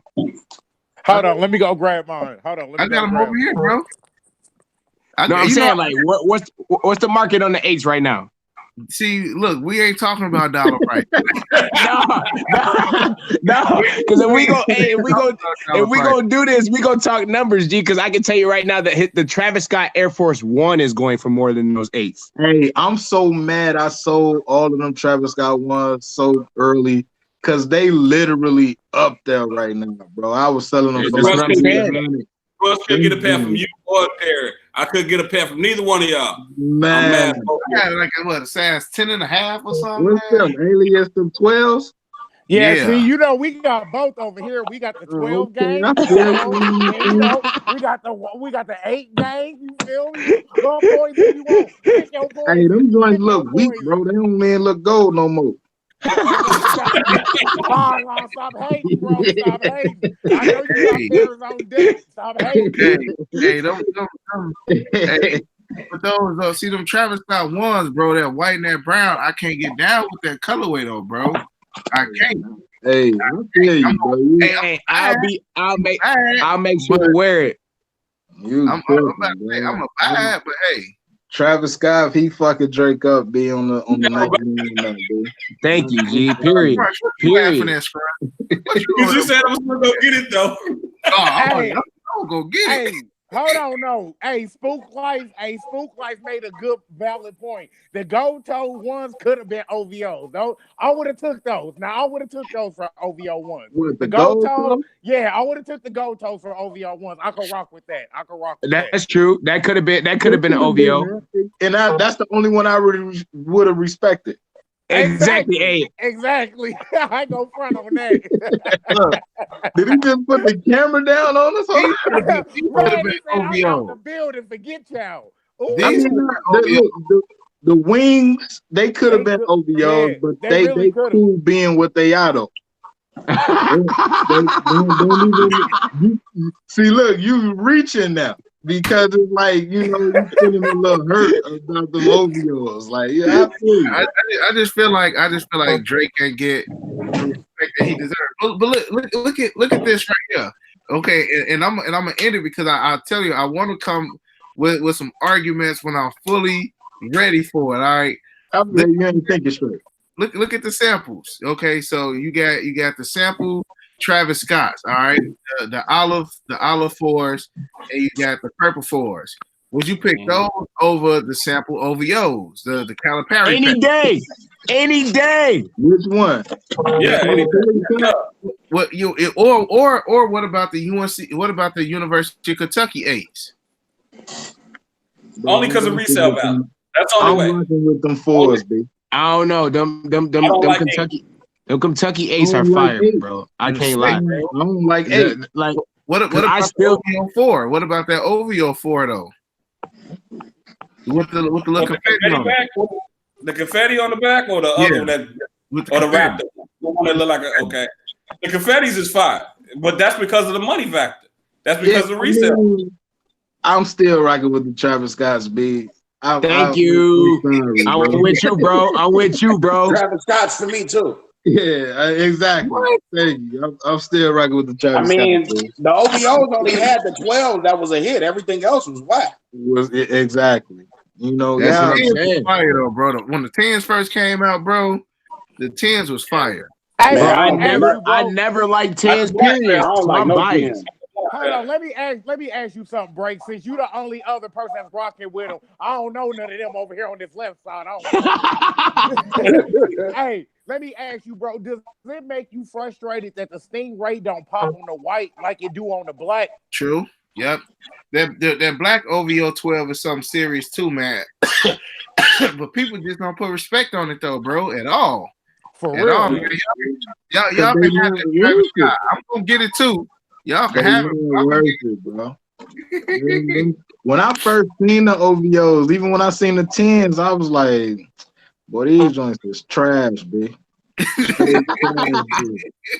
Like, for real. Like, matter of fact, Nah, I ain't even gonna give them that. I ain't gonna say they was trash juice. They just trash. They just trash. Like, yeah, Man.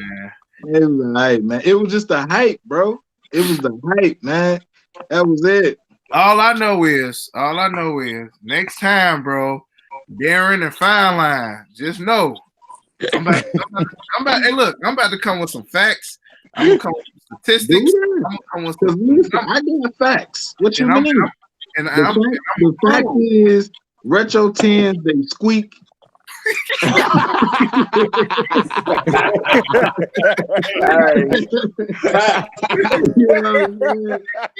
They bubble up on the front if you get a half size bid, you know, you get a little bubble, little crease right there. Hey, man, listen, Get you some protectors and some baby powder. Bro. Bro, 10s are so trash. I always hated 10s. They crease so ugly. Another fact is that the biggest fact of all about Retro 10s is they not even speaking facts on the bottom of the shoe. They lied to you.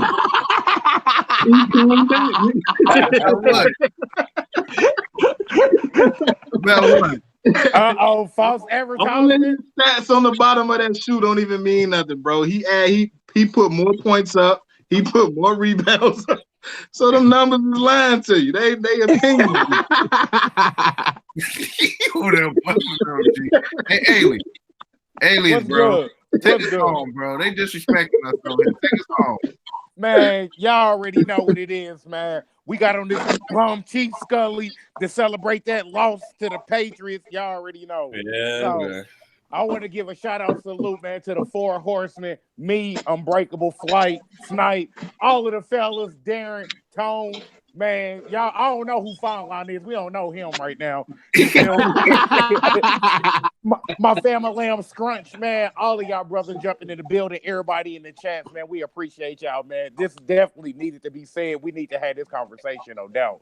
So, this ain't the last, bro. Hey, Scrunch. No. Hey, we're going to have this discussion. We're going to have more, bro. We're going to talk about shoes, the hottest shoes of the month, all that, bro. We're going to have this argument.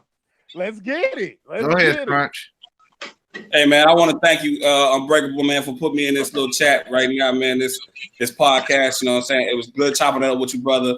Flight Academy, Alias, my man Tone, Fine Line, down to Darren, and don't forget Sniper B Jordan in there. It was good breaking bread with y'all, man. It was honestly like one of the best experiences, man. Go follow your boy, man, Scrunch1 on Instagram, hashtag Scrunch1 at Twitter without the U. And thanks a lot, man. Appreciate you. Flight been asleep the last hour and a half, boy. Yeah, I've been paying attention, bro. I've been listening, bro. Go ahead, bro. Hey, man, so y'all know what it is, man. Flight Academy Kicks, man, a.k.a. Pastor Flight, Lex Luger. Y'all know what it is, man. I saw somebody comment my new name is Suge Flight, so I'll take that, man. So it is what it is, man. Hey, look. Make sure y'all subscribe to my channel, man. Help me get to that 1K and follow me on IG, man. Appreciate you, Break. 4 horsemen, man. Y'all know how we rock, man. Man, facts. Call on you, bro. Facts. Well, you know me.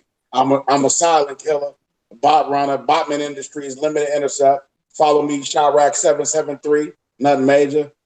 Shit, if you ain't get your pair, you know you got a hella chances to get a second pair with me. So you know what I'm saying. Go ahead and tune in. Until next time, and Darren, I'm gonna be getting at you. You know what I'm saying? We do big shit. You know what I'm saying? So, Unbreakable, I appreciate you reaching out. You know what I'm saying? And noticing, you know what I'm saying, somebody putting moves in the same city and shit like that. You know what I'm saying? Scrunch, all y'all. Flight Academy, good seeing you. Fine Line, good seeing you again. Darren, like I said, bro. After this, we'll be in tune, man. Hey, I got a new name for Tone, man. Y'all heard of Jack the Ripper? That's Jack the Flipper. He just in the cuts like a band. Hey, listen, Jack man. the Flipper. I'm just looking for opportunities to be able to move some merchandise, pick up some merchandise, man. You know, for me, I'm beyond shoes. I don't just sell shoes. I sell anything I can get my hand on. You feel me? Absolutely. Hey, facts. Mm-hmm. Hustle, man. Fine line for you, bro. Well, it's on me. Yeah. Ain't on me, nigga. Go buy some shoes. Fine line. I don't need no sponsor.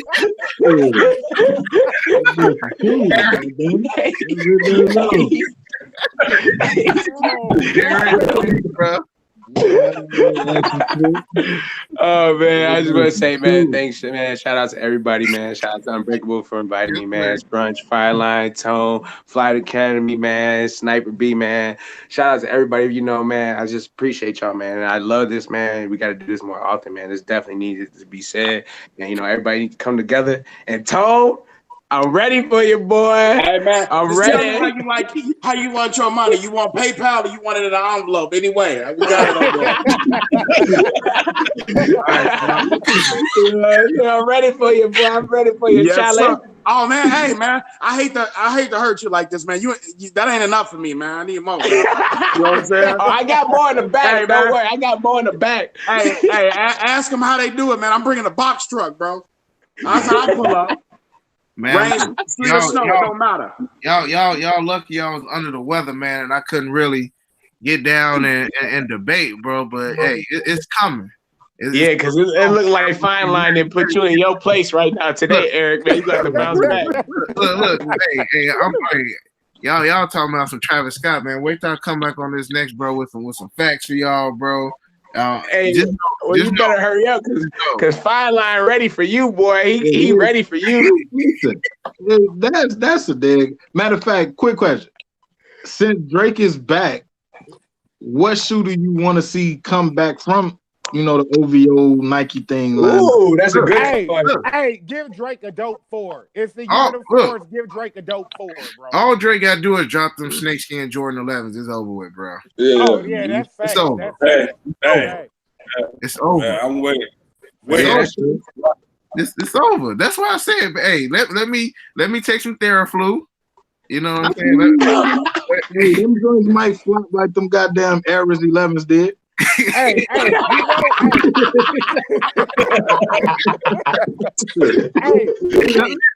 if they do drop those snakeskin 11s, you know they going for pinnacle prices. You know they going for the 400. You know they going for the 400.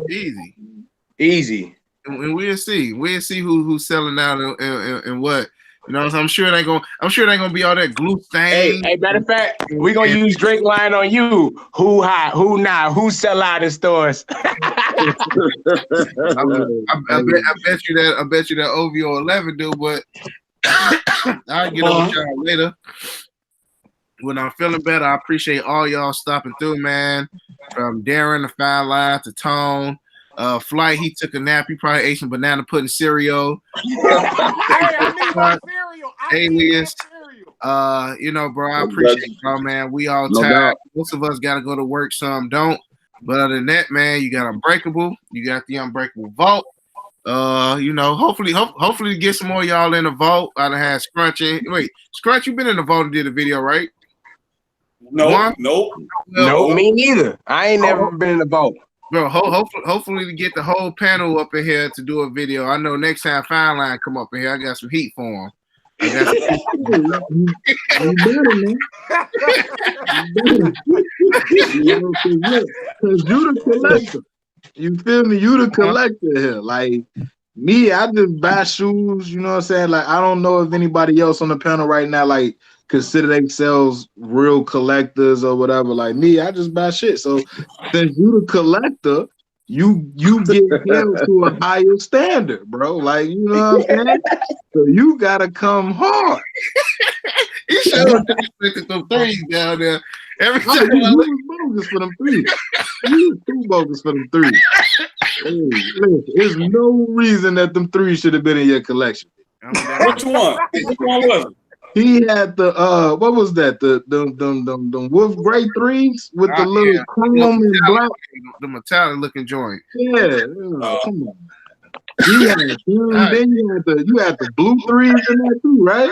Yeah. The blue suede. Oh man.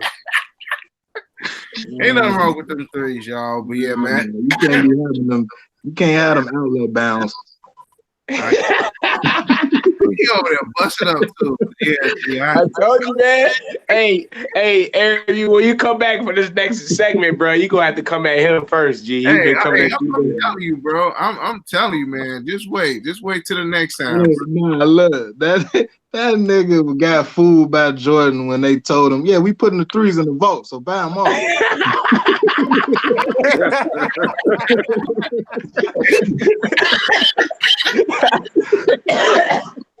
Hey, that's my frat color, so that's why I got them up there. So, They dropped another two on. but yeah, y'all. I'll catch y'all on the next one. We out. All right, baby. Gang.